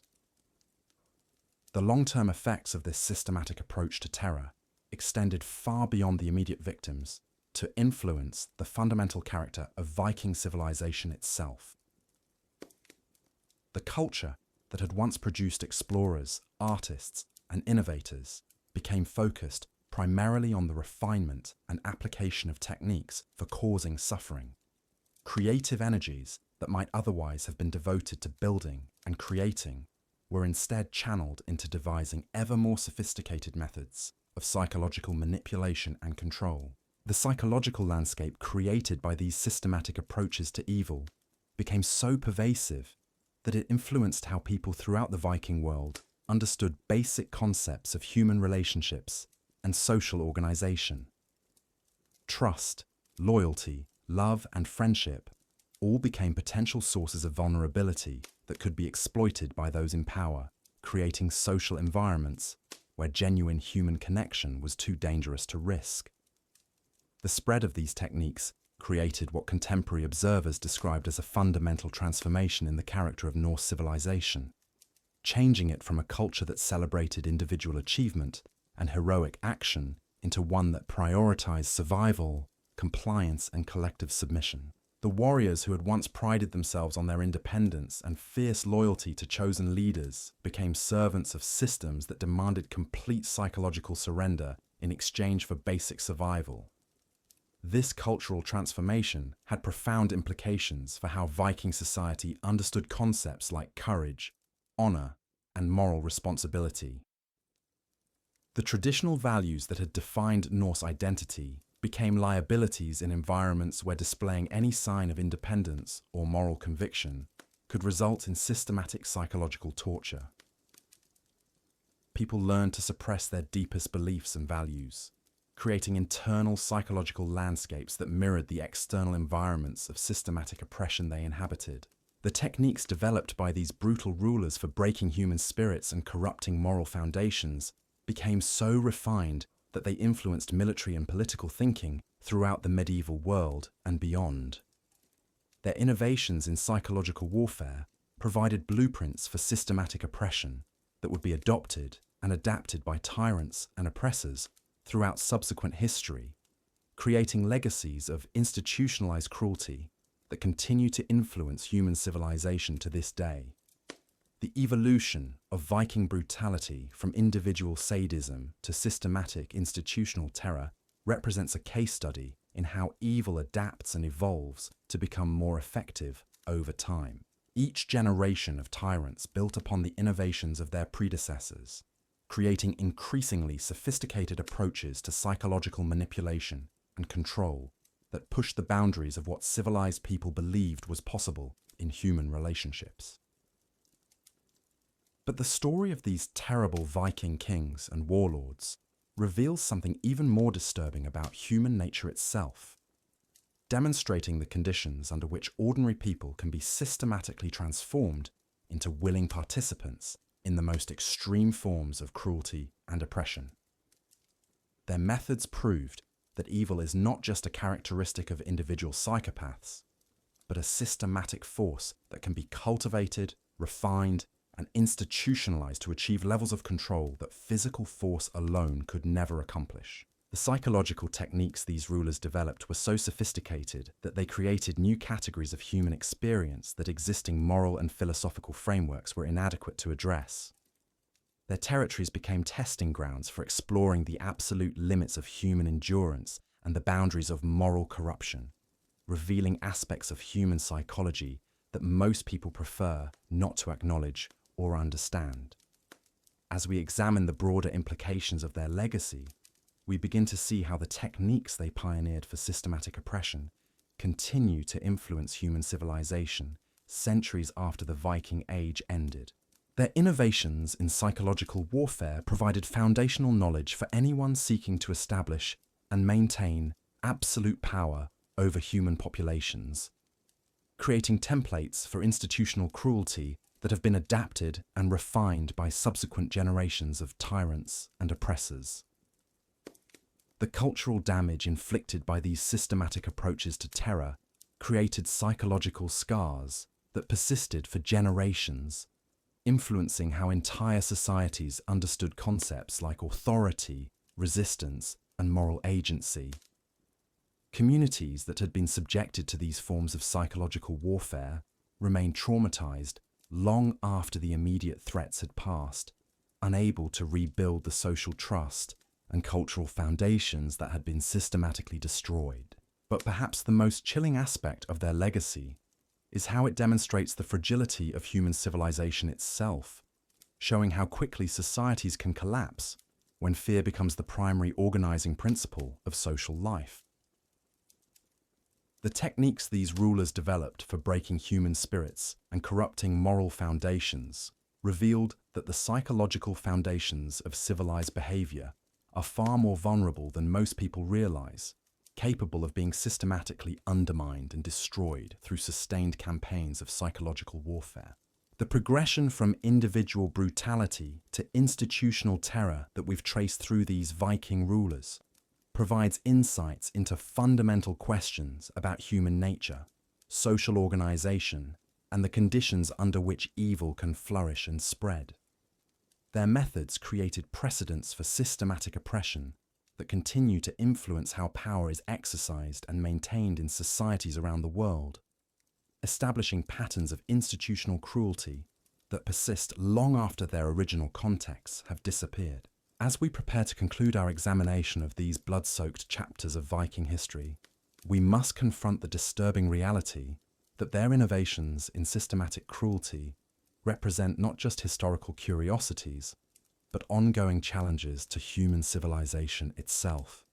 The techniques they developed for breaking human spirits and corrupting moral foundations continue to pose threats to the psychological and cultural foundations of free societies, requiring constant vigilance and active resistance to prevent their resurgence in new forms. The legacy of these terrible Viking kings and warlords extends far beyond their immediate historical context, providing dark lessons about the nature of human evil and the conditions under which it can flourish and spread. Their methods revealed that the capacity for extreme cruelty exists within human nature itself, waiting to be cultivated and refined under the right circumstances to create forms of systematic oppression that challenge the very foundations of civilized behavior. The systematic approaches to terror that emerged from Viking culture represent some of the most sophisticated and effective methods of psychological warfare ever developed, creating legacies that continue to influence human civilization centuries after their original context has disappeared. Their innovations in breaking human spirits and corrupting moral foundations establish precedents for institutional cruelty that have been adapted and refined by tyrants throughout subsequent history, demonstrating the enduring relevance of their dark legacy to understanding the ongoing challenges facing human freedom and dignity. The systematic destruction these Viking tyrants achieved didn't end with their deaths, but created what can only be described as hereditary trauma that passed from generation to generation like a psychological plague. Children who grew up in territories controlled by these monsters developed fundamentally different relationships with concepts like trust, authority, and human connection. They learned to view cruelty not as an aberration, but as the natural state of human relationships, creating populations that were psychologically predisposed to accept and even participate in systematic oppression. This generational transmission of trauma created what contemporary sources describe as kingdoms of inherited despair, where entire populations had internalized the values and methods of their oppressors to such an extent that they became self-policing. Parents would preemptively betray their own children to demonstrate loyalty to the regime, while children would report their parents' private conversations to avoid being suspected of disloyalty themselves. The psychological damage had become so complete that external enforcement was often unnecessary because people had learned to oppress themselves. The most disturbing aspect of this inherited trauma was how it created what can only be termed a cultural appetite for cruelty. Populations that had been systematically brutalized for generations began to view causing suffering as a normal and even desirable aspect of human interaction. They would compete with each other to demonstrate their capacity for inflicting pain on others, seeing sadistic creativity as a valuable social skill that could improve their standing within the community. Contemporary chroniclers describe how these damaged populations would celebrate acts of cruelty with the same enthusiasm that healthy societies might reserve for artistic achievements or military victories.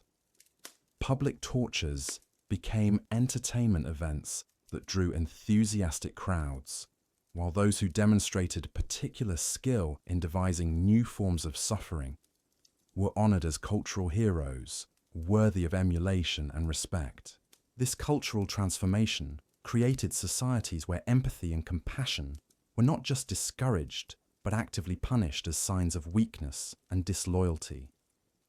Children who showed natural inclinations toward kindness would be subjected to corrective education designed to eliminate these dangerous tendencies before they could develop into threats to social stability.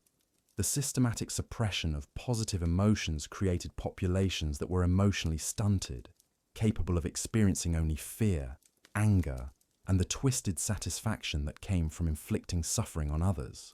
The economic implications of this systematic brutalization were equally devastating.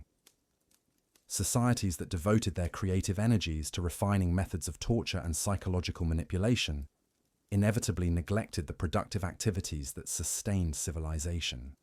Trade relationships collapsed as communities became too damaged to engage in normal commercial interactions, while agricultural and craft production declined as people focused their attention on survival and the infliction of suffering rather than creation and improvement. But perhaps the most chilling aspect of this cultural decay was how it became self-perpetuating, creating feedback loops that made recovery increasingly impossible over time. Each generation was more damaged than the last, with fewer memories of what healthy human relationships might look like, and less capacity for the trust and cooperation that would be necessary to rebuild functional communities. The psychological foundations of civilization were being systematically eroded, creating societies that existed in states of perpetual decline with no apparent path toward recovery.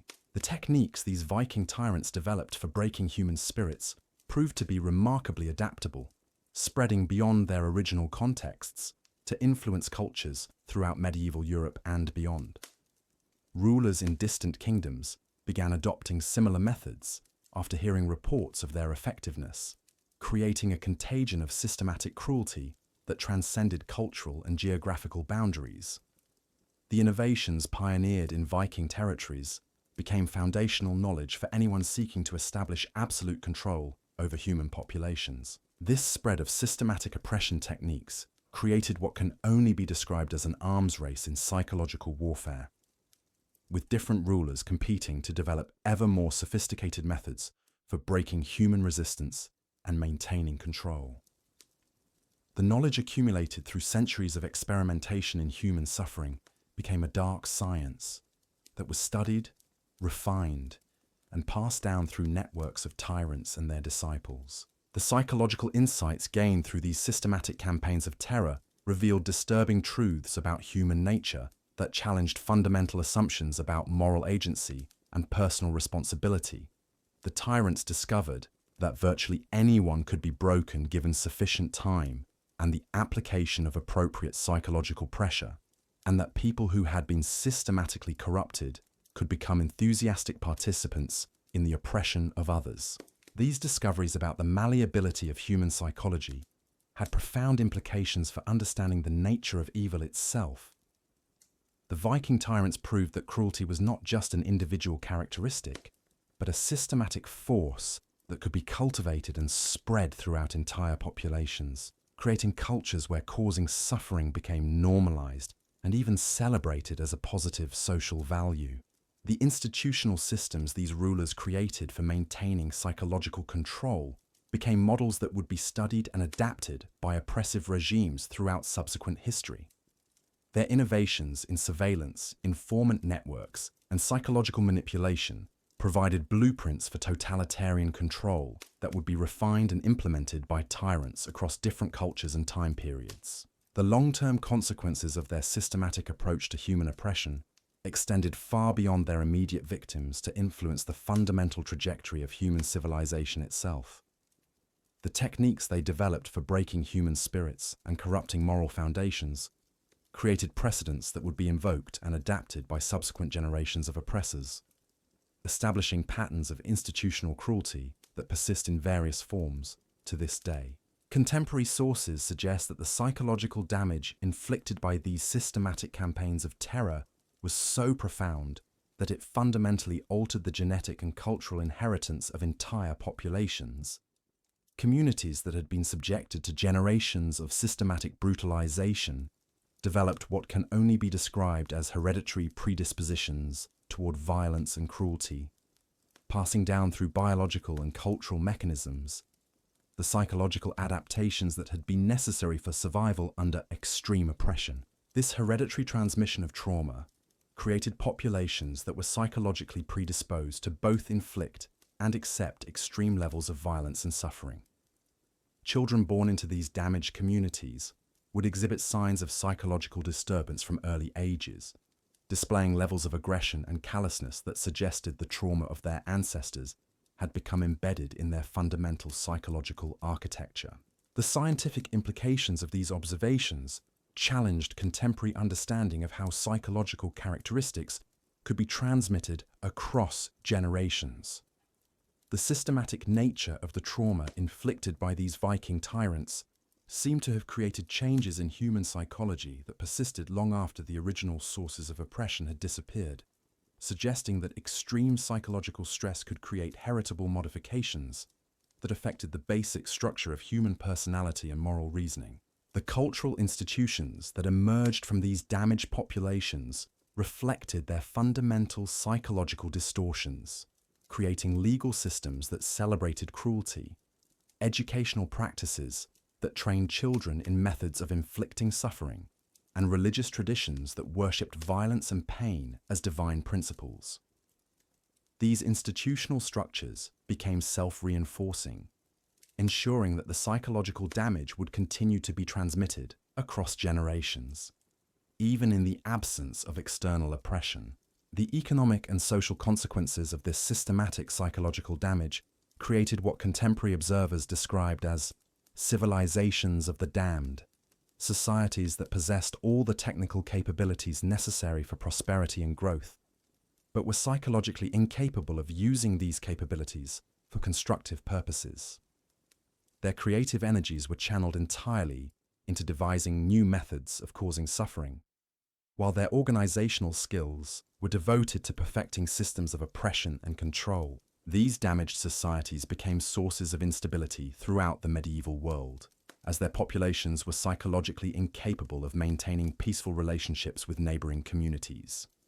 Their fundamental orientation toward violence and cruelty made them natural aggressors who would inevitably seek to export their psychological pathologies to other regions through conquest and cultural influence. The spread of these psychological pathologies created what can only be described as epidemics of systematic cruelty that swept across entire regions, transforming healthy communities into landscapes of suspicion, betrayal, and casual violence. The techniques developed by the Viking tyrants for corrupting human psychology proved to be remarkably contagious, spreading through cultural contact and creating cascading effects that undermined the psychological foundations of civilization across vast geographical areas. The historical significance of these developments extends far beyond their immediate context to provide insights into fundamental questions about human nature, social organization, and the conditions under which evil can flourish and spread. The systematic approaches to psychological warfare developed by these Viking rulers revealed that the capacity for extreme cruelty exists as a latent potential within human psychology, waiting to be activated and cultivated under appropriate circumstances. The techniques they pioneered for breaking human spirits and corrupting moral foundations demonstrated that the psychological foundations of civilized behavior are far more fragile than most people realize, capable of being systematically undermined through sustained campaigns of psychological pressure and manipulation. Their innovations in systematic oppression provided proof of concept for totalitarian control methods that would be refined and implemented by subsequent generations of tyrants throughout history. The legacy of these terrible Viking kings and warlords continues to influence human civilization centuries after their deaths, as the psychological insights they gained through systematic experimentation in human suffering became foundational knowledge for understanding how to establish and maintain absolute power over human populations. Their methods created precedents for institutional cruelty that have been adapted and refined by oppressive regimes throughout the modern era, demonstrating the enduring relevance of their dark innovations to contemporary struggles for human freedom and dignity. The progression from individual brutality to systematic institutional terror that we've traced through these rulers represents a fundamental transformation in the nature of evil itself, showing how personal cruelty can evolve into cultural pathologies that persist across generations and geographical boundaries. Their innovations in psychological warfare created new categories of human suffering that existing moral and philosophical frameworks were inadequate to address, forcing subsequent generations to develop new understanding of the depths to which human behavior could sink under appropriate conditions. But perhaps the most disturbing aspect of their legacy is how it demonstrates the vulnerability of human civilization to systematic psychological attack. The techniques these rulers developed for breaking human spirits and corrupting moral foundations, revealed that the social bonds and cultural institutions that hold societies together can be systematically undermined and destroyed through sustained campaigns of psychological warfare, creating forms of damage that can persist for generations and prove remarkably resistant to conventional forms of healing and recovery. As we examine the full scope of their impact on human history, we begin to understand that these Viking tyrants were not just individual monsters or historical curiosities, but pioneers in systematic approaches to human oppression that would influence the development of totalitarian methods throughout subsequent centuries. Their innovations in psychological warfare provided foundational knowledge that would be studied, refined, and implemented by oppressive regimes across different cultures and time periods, creating legacies of institutional cruelty that continue to threaten human freedom and dignity to this day. The systematic nature of their approach to terror created forms of psychological damage that transcended individual suffering to affect the fundamental character of human civilization itself. Their methods proved that evil could become self-perpetuating, creating systems and institutions that continued to generate suffering long after their original architects had passed from the scene, establishing patterns of oppression that would persist across generations and require active resistance to prevent their continued spread and refinement. Moving toward the culmination of our examination of Viking brutality, we must confront the reality that these rulers created more than just historical atrocities. They established precedents for systematic human oppression that continue to influence how power is exercised and maintained in societies around the world. Their innovations in breaking human spirits and corrupting moral foundations provided blueprints for totalitarian control that have been adapted and implemented by subsequent generations of tyrants, creating an ongoing legacy of institutional cruelty that poses continuing threats to human freedom and dignity. The techniques they developed for psychological warfare and systematic oppression became foundational knowledge for understanding how to establish absolute control over human populations, creating dark sciences that have been studied and refined by oppressive regimes throughout the modern era.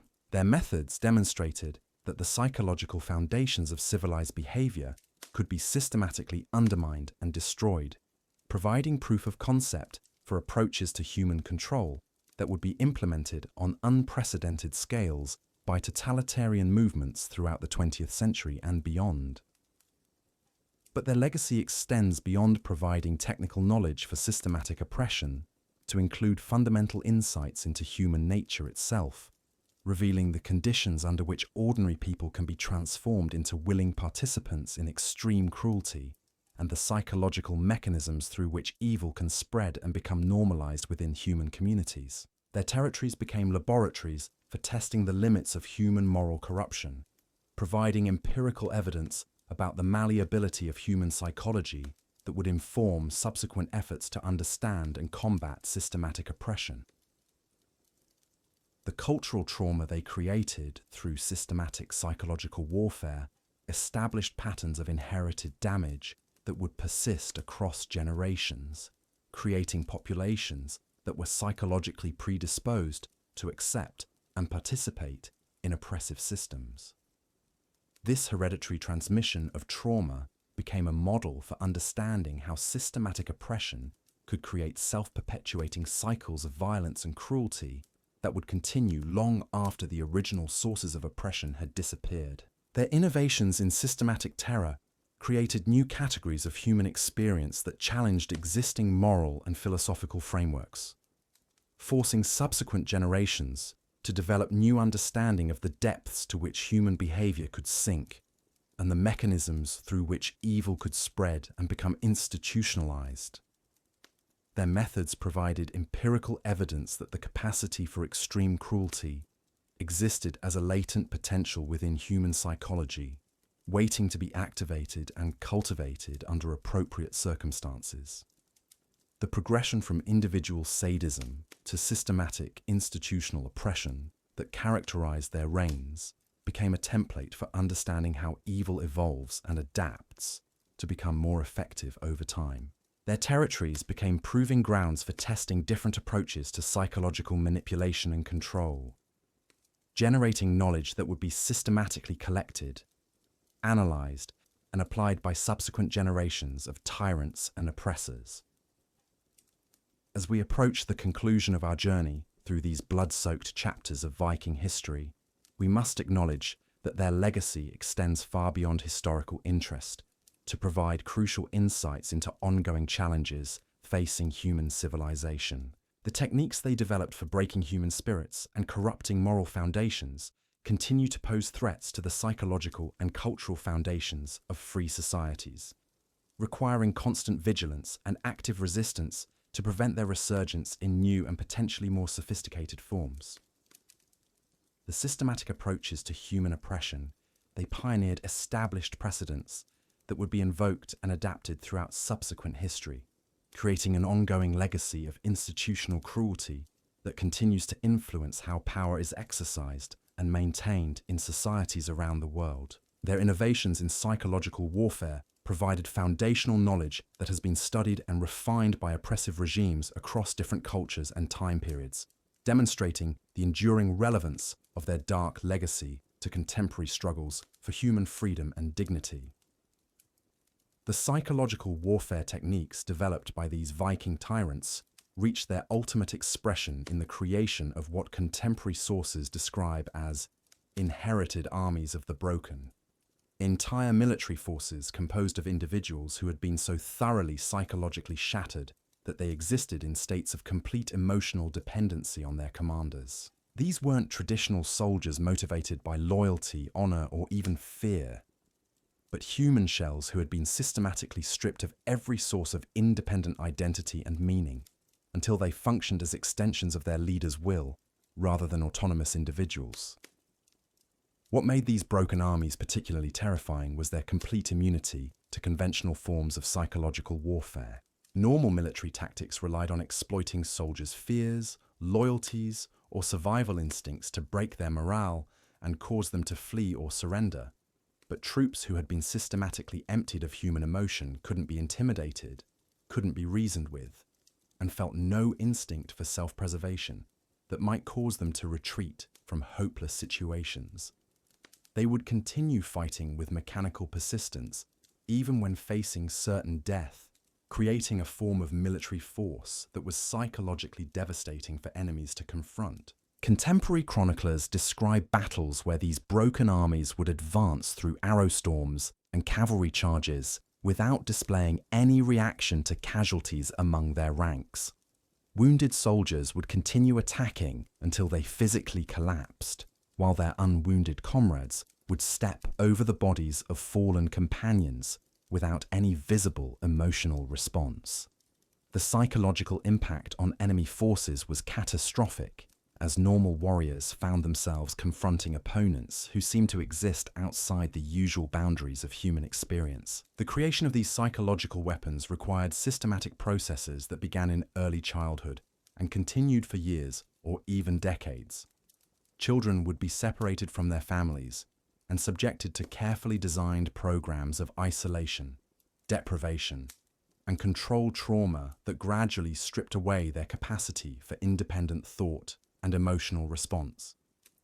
The techniques involved were so sophisticated that they created individuals who retained their physical capabilities and tactical intelligence while becoming completely incapable of questioning orders or forming personal attachments that might interfere with their military effectiveness. These programs represented the culmination of centuries of experimentation in human psychological manipulation, combining insights gained from individual torture sessions with systematic approaches to breaking entire populations. The Viking tyrants had discovered that the same techniques used to create compliant civilian populations could be refined and intensified to produce military forces that were far more effective than traditional armies, composed of free individuals, motivated by personal loyalties and cultural values. The strategic implications of these broken armies were profound, as they allowed relatively small numbers of Viking forces to achieve victories against much larger conventional armies. Enemy commanders found themselves psychologically unprepared to fight opponents who displayed no recognizable human responses, creating confusion and demoralization that often led to rapid collapses of resistance, even when the military balance should have favored the defenders. But the most disturbing aspect of these psychological weapons was how they influenced the broader development of Viking military culture.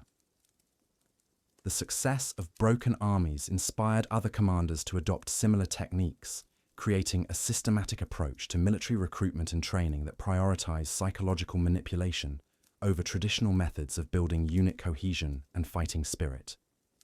The knowledge required to create these forces became a specialized military science that was carefully guarded and transmitted only to trusted disciples who could be relied upon to implement the techniques with appropriate ruthlessness. The territories controlled by these armies became landscapes where normal civilian life became impossible, as the presence of psychologically broken soldiers created environments of constant terror and unpredictability. These forces couldn't be controlled through normal military discipline because they lacked the psychological foundations that made conventional command structures possible. Instead, they had to be managed through continuous applications of the same psychological techniques that had created them, requiring commanders who were themselves capable of the most extreme forms of cruelty and manipulation. Contemporary sources describe how communities under the control of these broken armies developed what can only be termed survival cultures, based entirely on avoiding any action that might draw attention from the psychologically damaged soldiers who served as occupying forces.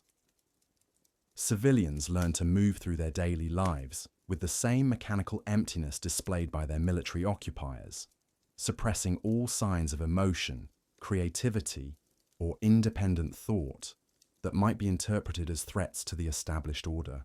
The economic implications of these military innovations were equally devastating, as the psychological techniques required to create and maintain broken armies consumed enormous resources while producing forces that were incapable of engaging in productive activities during peacetime. These soldiers couldn't be demobilized and returned to civilian life because they lacked the psychological foundations necessary for normal social functioning, creating permanent military castes that had to be continuously maintained through ongoing applications of psychological manipulation and control. The spread of these techniques throughout the Viking world created what contemporary observers described as an arms race in psychological warfare, with different rulers competing to develop ever more sophisticated methods for breaking human spirits and creating more effective psychological weapons. The knowledge accumulated through this competition became a dark science that influenced military thinking throughout medieval Europe and beyond, providing foundational insights into systematic approaches to human psychological manipulation that would be studied and refined by subsequent generations of military commanders and political leaders. The long-term consequences of these innovations extended far beyond their immediate military applications to influence the fundamental character of Viking civilization itself. Societies that devoted their creative energies to perfecting techniques for psychological manipulation inevitably became incapable of the trust and cooperation necessary for normal cultural and economic development, creating civilizations that existed in states of perpetual internal conflict and external aggression. The psychological damage inflicted by these systematic approaches to human weaponization created hereditary trauma that persisted across generations, with communities developing cultural patterns based on the assumption that extreme psychological manipulation was a normal and necessary aspect of human relationships. Children growing up in these environments learned to view emotional emptiness and mechanical obedience as positive characteristics worthy of emulation, creating populations that were psychologically predisposed to accept and participate in systematic oppression. The techniques developed for creating broken armies also influenced civilian governance, as rulers discovered that the same methods used to strip soldiers of independent thought could be adapted to create more compliant civilian populations. The psychological insights gained through military experimentation became foundational knowledge for understanding how to establish and maintain absolute political control, creating precedents for totalitarian governance that would influence political development throughout subsequent history. Contemporary chroniclers struggled to find adequate language to describe the psychological landscapes created by these innovations, suggesting that the systematic destruction of human autonomy and emotional capacity represented something that transcended normal categories of cruelty and oppression. The techniques involved weren't just methods for causing pain or fear, but systematic approaches to eliminating the psychological foundations that made human beings capable of independent thought and moral reasoning.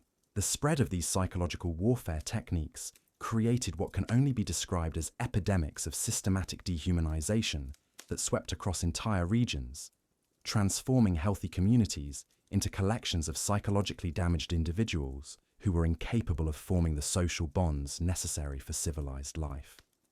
The contagion spread through cultural contact and military conquest, creating cascading effects that undermined the psychological foundations of civilization across vast geographical areas.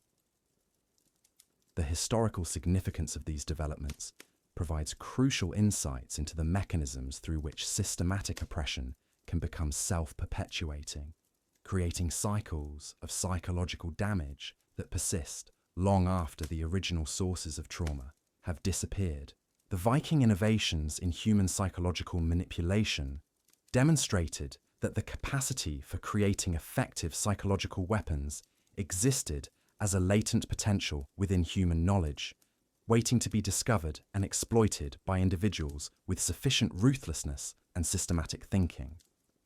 The institutional systems created to support these psychological warfare capabilities became models for understanding how oppressive regimes could maintain control over large populations through systematic applications of psychological pressure and manipulation. The administrative structures required to implement these techniques on large scales provided blueprints for totalitarian governance that would be studied and adapted by subsequent generations of tyrants and oppressors. The cultural transformation created by these systematic approaches to psychological warfare established patterns of inherited trauma that would influence human civilization for centuries to come. The knowledge gained through experimentation in human psychological manipulation became part of the dark inheritance of human civilization, providing foundational insights that would be invoked and refined by oppressive movements throughout subsequent history. Moving beyond military applications, these psychological warfare techniques began to influence every aspect of Viking society, creating comprehensive systems of social control that extended from the highest levels of political authority down to the most intimate family relationships. The insights gained through systematic experimentation in breaking human spirits became applied to civilian governance, creating administrative structures specifically designed to maintain optimal levels of psychological pressure throughout entire populations. The transformation of Viking society through systematic psychological manipulation created what contemporary sources describe as kingdoms of perpetual fear, territories where every aspect of daily life was designed to reinforce the psychological control systems that had been established through military conquest. Citizens learned to navigate complex networks of surveillance and informant systems that made independent thought and action increasingly dangerous, while the constant threat of psychological punishment created environments where self-censorship became a necessary survival skill. These civilian applications of psychological warfare techniques proved to be even more devastating than their military predecessors, as they created forms of oppression that were far more subtle and pervasive than anything that could be achieved through direct violence or intimidation. The systematic corruption of social relationships and cultural institutions created psychological prisons that were far more effective than any physical confinement, as they made resistance literally unthinkable for most people. The administrative systems required to implement these comprehensive approaches to psychological control became increasingly sophisticated, requiring specialized knowledge and training. that was carefully guarded and transmitted only to trusted disciples. The bureaucracies created to manage systematic psychological manipulation became institutions in their own right, developing their own cultures and traditions that prioritize the refinement and perfection of oppressive techniques over any other form of administrative achievement. Contemporary accounts describe how these administrative systems became self-perpetuating, creating institutional cultures where causing psychological suffering was seen as a professional skill worthy of recognition and advancement. Officials would compete with each other to demonstrate their expertise in breaking human spirits, while the development of new psychological manipulation techniques became a mark of administrative excellence that was celebrated and rewarded throughout the governmental hierarchy. The economic implications of these comprehensive psychological control systems were profound, as they required enormous investments of resources and human effort while producing populations that were increasingly incapable of productive economic activity. The psychological damage inflicted through systematic manipulation created workforce populations that were mechanically obedient but lacked the creativity, initiative, and problem-solving capabilities necessary for economic innovation and growth. The cultural consequences were equally devastating, as the systematic destruction of independent thought and emotional capacity eliminated the psychological foundations necessary for artistic creation, intellectual development, and cultural transmission. Societies that had once produced remarkable achievements in poetry, craftsmanship, and exploration became focused entirely on the refinement of psychological manipulation techniques, creating civilizations that were culturally sterile despite their technical sophistication in the administration of systematic oppression. The spread of these comprehensive psychological control systems throughout the Viking world created what can only be described as a fundamental transformation in the nature of human civilization itself. Communities that had once been characterized by creativity, independence, and cultural vitality became mechanized systems for the production and maintenance of psychological suffering, creating landscapes where normal human flourishing became impossible. The techniques developed for civilian psychological control proved to be remarkably adaptable, spreading beyond their original Viking contexts to influence political and social development throughout medieval Europe and beyond. Rulers in distant kingdoms began implementing similar systems after recognizing their effectiveness in maintaining absolute control over large populations, creating a contagion of systematic psychological manipulation that transcended cultural and geographical boundaries.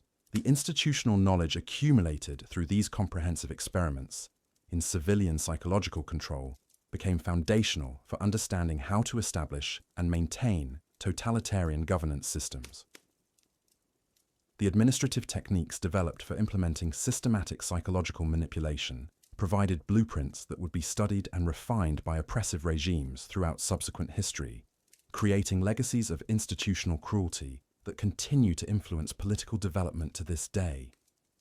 The psychological insights gained through systematic civilian experimentation revealed disturbing truths about human nature and social organization that challenged fundamental assumptions about the conditions necessary for civilized life. The Viking tyrants discovered that virtually any population could be systematically broken and transformed into willing participants in their own oppression, provided that appropriate techniques were applied with sufficient persistence and systematic thinking. These discoveries about the malleability of human psychology had profound implications for understanding the nature of political authority and social control. The comprehensive systems developed for civilian psychological manipulation demonstrated that traditional forms of governance based on consent, legitimacy, and moral authority could be replaced with more effective systems based entirely on systematic psychological pressure and the systematic corruption of human reasoning capabilities. The long-term consequences of these innovations in civilian psychological control created hereditary patterns of trauma and dysfunction that would persist across generations, influencing how entire cultures understood concepts like authority, resistance, and moral responsibility. Communities that had been subjected to systematic psychological manipulation developed cultural traditions based on the assumption that extreme psychological pressure was a normal and necessary aspect of human relationships. The techniques pioneered for comprehensive civilian control became models for understanding how psychological warfare could be applied to entire societies, rather than just military forces or political opponents. The systematic approaches developed for breaking civilian populations provided foundational knowledge that would influence the development of totalitarian movements throughout the modern era, demonstrating the enduring relevance of these dark innovations to contemporary struggles for human freedom and dignity.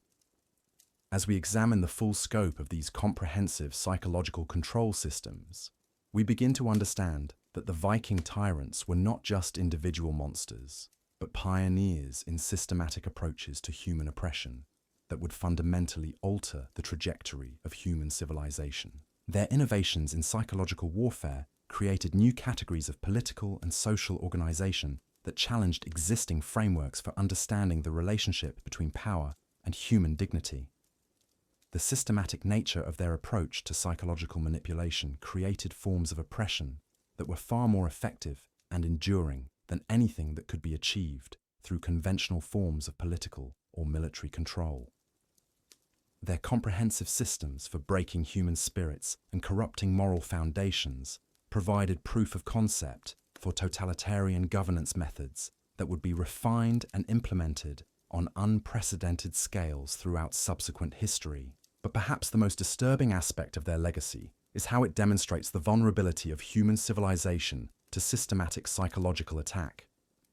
The techniques they developed for comprehensive civilian control revealed that the social bonds and cultural institutions that hold societies together could be systematically undermined and destroyed through sustained campaigns of psychological warfare, creating forms of damage that would prove remarkably resistant to conventional methods of healing and recovery.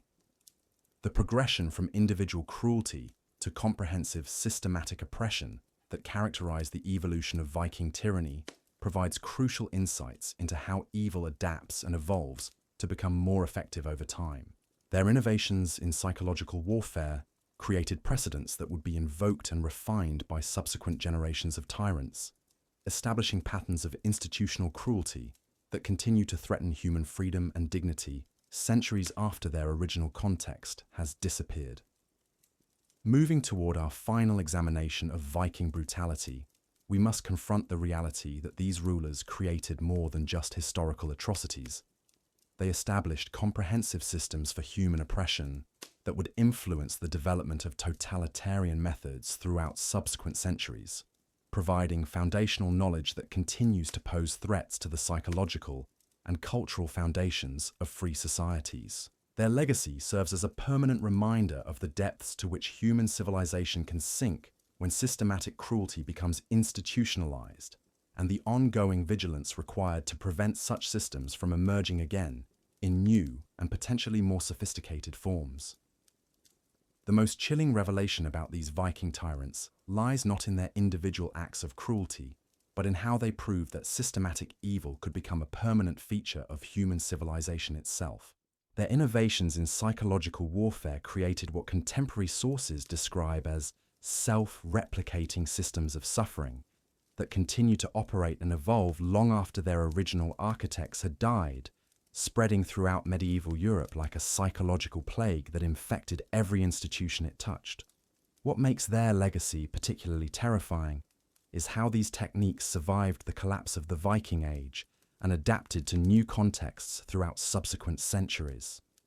The administrative methods they developed for systematic psychological manipulation became foundational knowledge that was carefully preserved and transmitted through networks of disciples and institutional successors. Medieval rulers across Europe began implementing refined versions of their psychological control systems, recognizing their superior effectiveness compared to traditional forms of governance based on consent or religious authority. The systematic approaches to human oppression pioneered by these Viking tyrants established precedents that would be invoked and adapted by totalitarian movements throughout the modern era. Their discoveries about the malleability of human psychology provided empirical evidence that entire populations could be systematically transformed into willing participants in their own subjugation, creating blueprints for political control that would be refined and implemented on unprecedented scales during the 20th century and beyond. Contemporary scholars examining medieval documents have identified clear lines of transmission showing how the psychological warfare techniques developed in Viking territories spread throughout European political culture, influencing the development of governmental institutions, military organizations, and social control systems across the continent. The knowledge accumulated through centuries of systematic experimentation in human suffering became part of the dark inheritance of Western civilization, providing foundational insights that would be studied and refined by subsequent generations of tyrants and oppressors. But perhaps the most disturbing aspect of their enduring influence is how these techniques have continued to evolve and adapt to modern conditions, taking advantage of technological advances and psychological research to become even more sophisticated and effective than their medieval predecessors. The fundamental insights these Viking rulers gained about human nature and the conditions under which people can be systematically broken and controlled remain as relevant today as they were 1,000 years ago, providing the psychological foundation for contemporary forms of systematic oppression that operate on scales their original creators could never have imagined. The progression from individual sadism to institutional terror that characterized Viking tyranny reveals something fundamental about the nature of evil itself, showing how personal cruelty can evolve into cultural pathologies that persist across generations and geographical boundaries. Their innovations in systematic human oppression demonstrated that the capacity for extreme cruelty exists as a latent potential within human civilization, waiting to be activated and refined under appropriate circumstances to create forms of suffering that transcend anything achievable through individual action alone. The comprehensive systems these rulers developed for breaking human spirits and corrupting moral foundations created precedents for understanding how psychological warfare could be applied to entire societies rather than just specific targets. Their territories became proving grounds for testing the absolute limits of human psychological manipulation, generating knowledge about the mechanisms of systematic oppression that would inform the development of totalitarian governance methods throughout subsequent history. The cultural trauma they inflicted through systematic psychological warfare established patterns of inherited damage that continue to influence human civilization centuries after their deaths. Communities that were subjected to their comprehensive control systems developed psychological and cultural characteristics that made them particularly vulnerable to subsequent forms of systematic oppression, creating hereditary predispositions toward accepting and participating in authoritarian governance that would persist across multiple generations.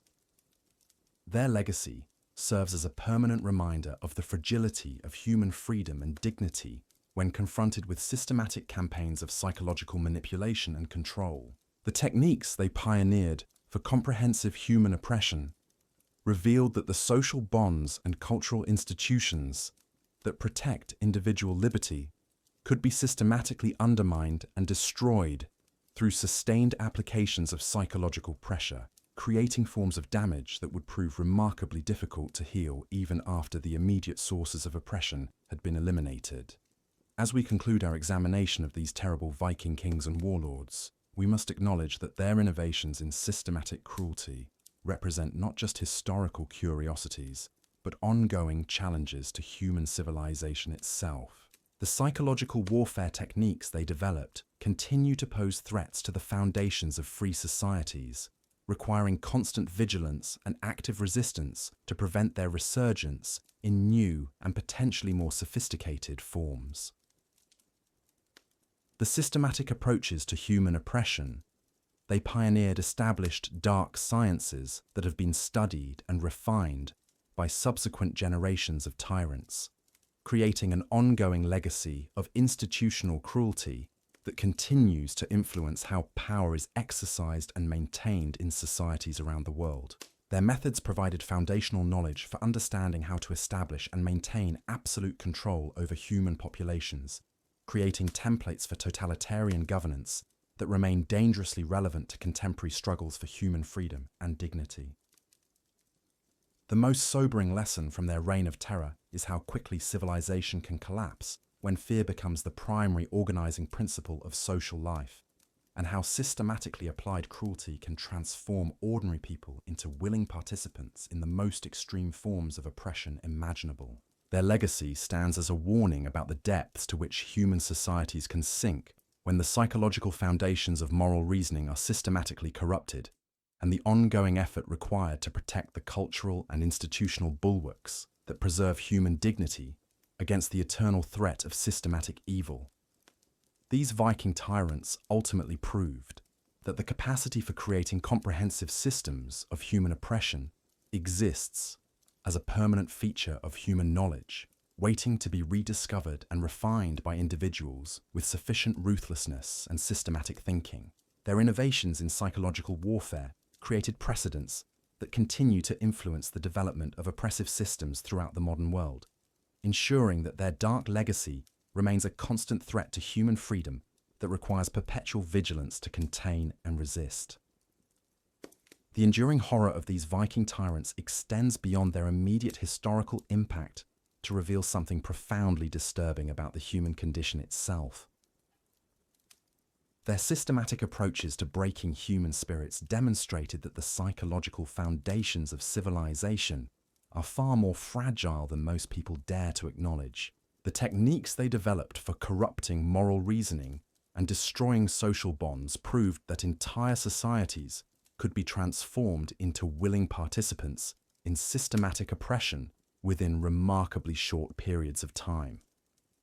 What makes their legacy particularly chilling is how their methods anticipated and provided blueprints for the totalitarian movements that would emerge centuries later.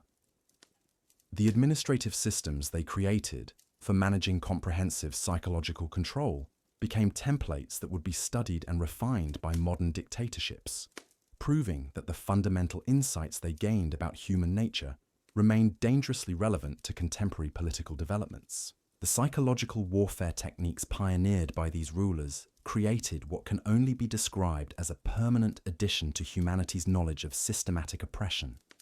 Once discovered, these methods could never be unknown or forgotten, creating an ongoing threat that would require constant vigilance from free societies to prevent their implementation.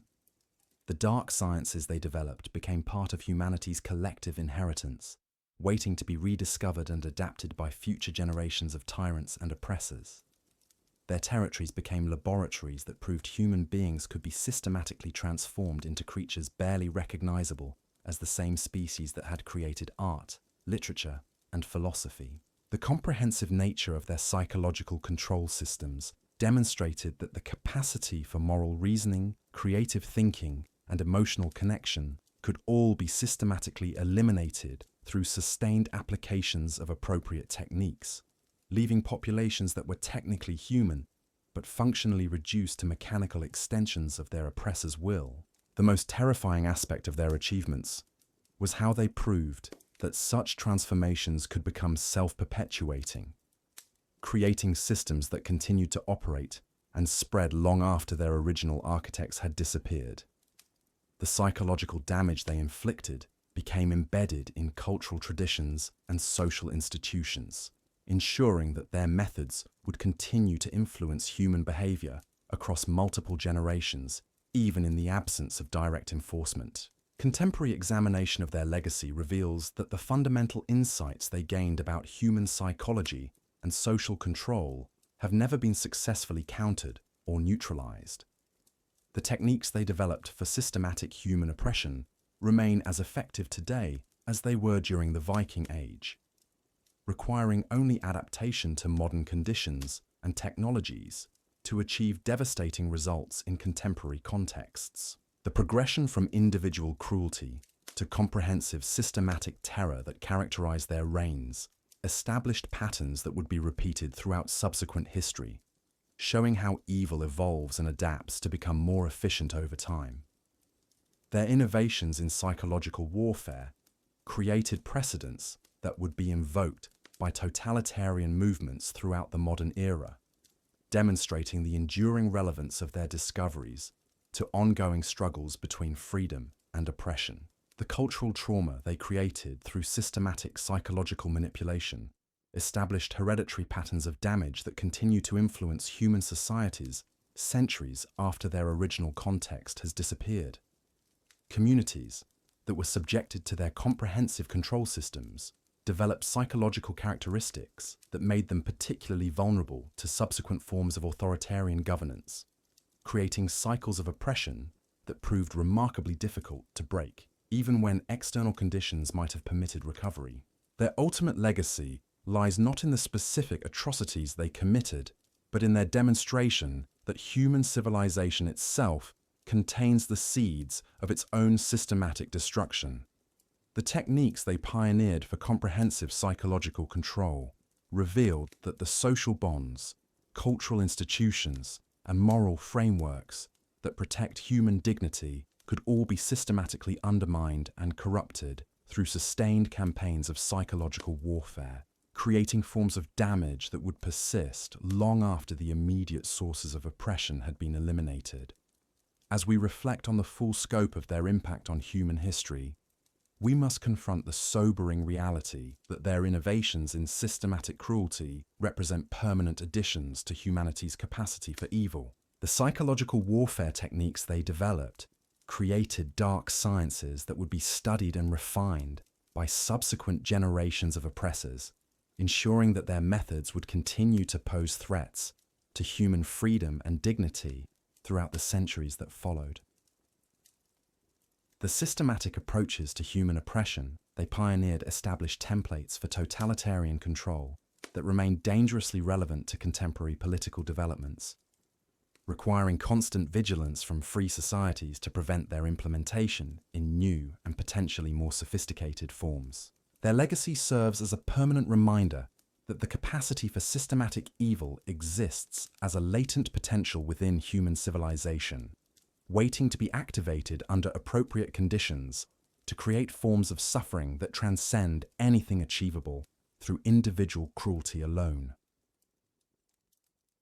The most chilling lesson from their reign of terror is how quickly the psychological foundations of civilized behavior can be systematically destroyed when comprehensive campaigns of psychological warfare are applied with sufficient persistence and technical sophistication. Their achievements in breaking human spirits and corrupting moral reasoning demonstrated that the characteristics we consider fundamentally human could all be systematically eliminated, leaving populations that retain their physical capabilities while becoming psychologically indistinguishable from the broken armies they had created for military purposes.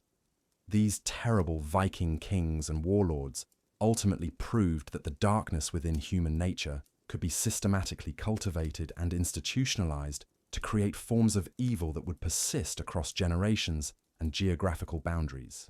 Their innovations in psychological warfare established precedents that would influence the development of oppressive systems throughout subsequent history, creating a dark inheritance that continues to threaten human freedom and dignity to this day. Their legacy stands as an eternal warning about the vigilance required to protect the psychological and cultural foundations of civilized life against the ongoing threat of systematic evil that remains forever embedded within the human capacity for organized cruelty and comprehensive oppression.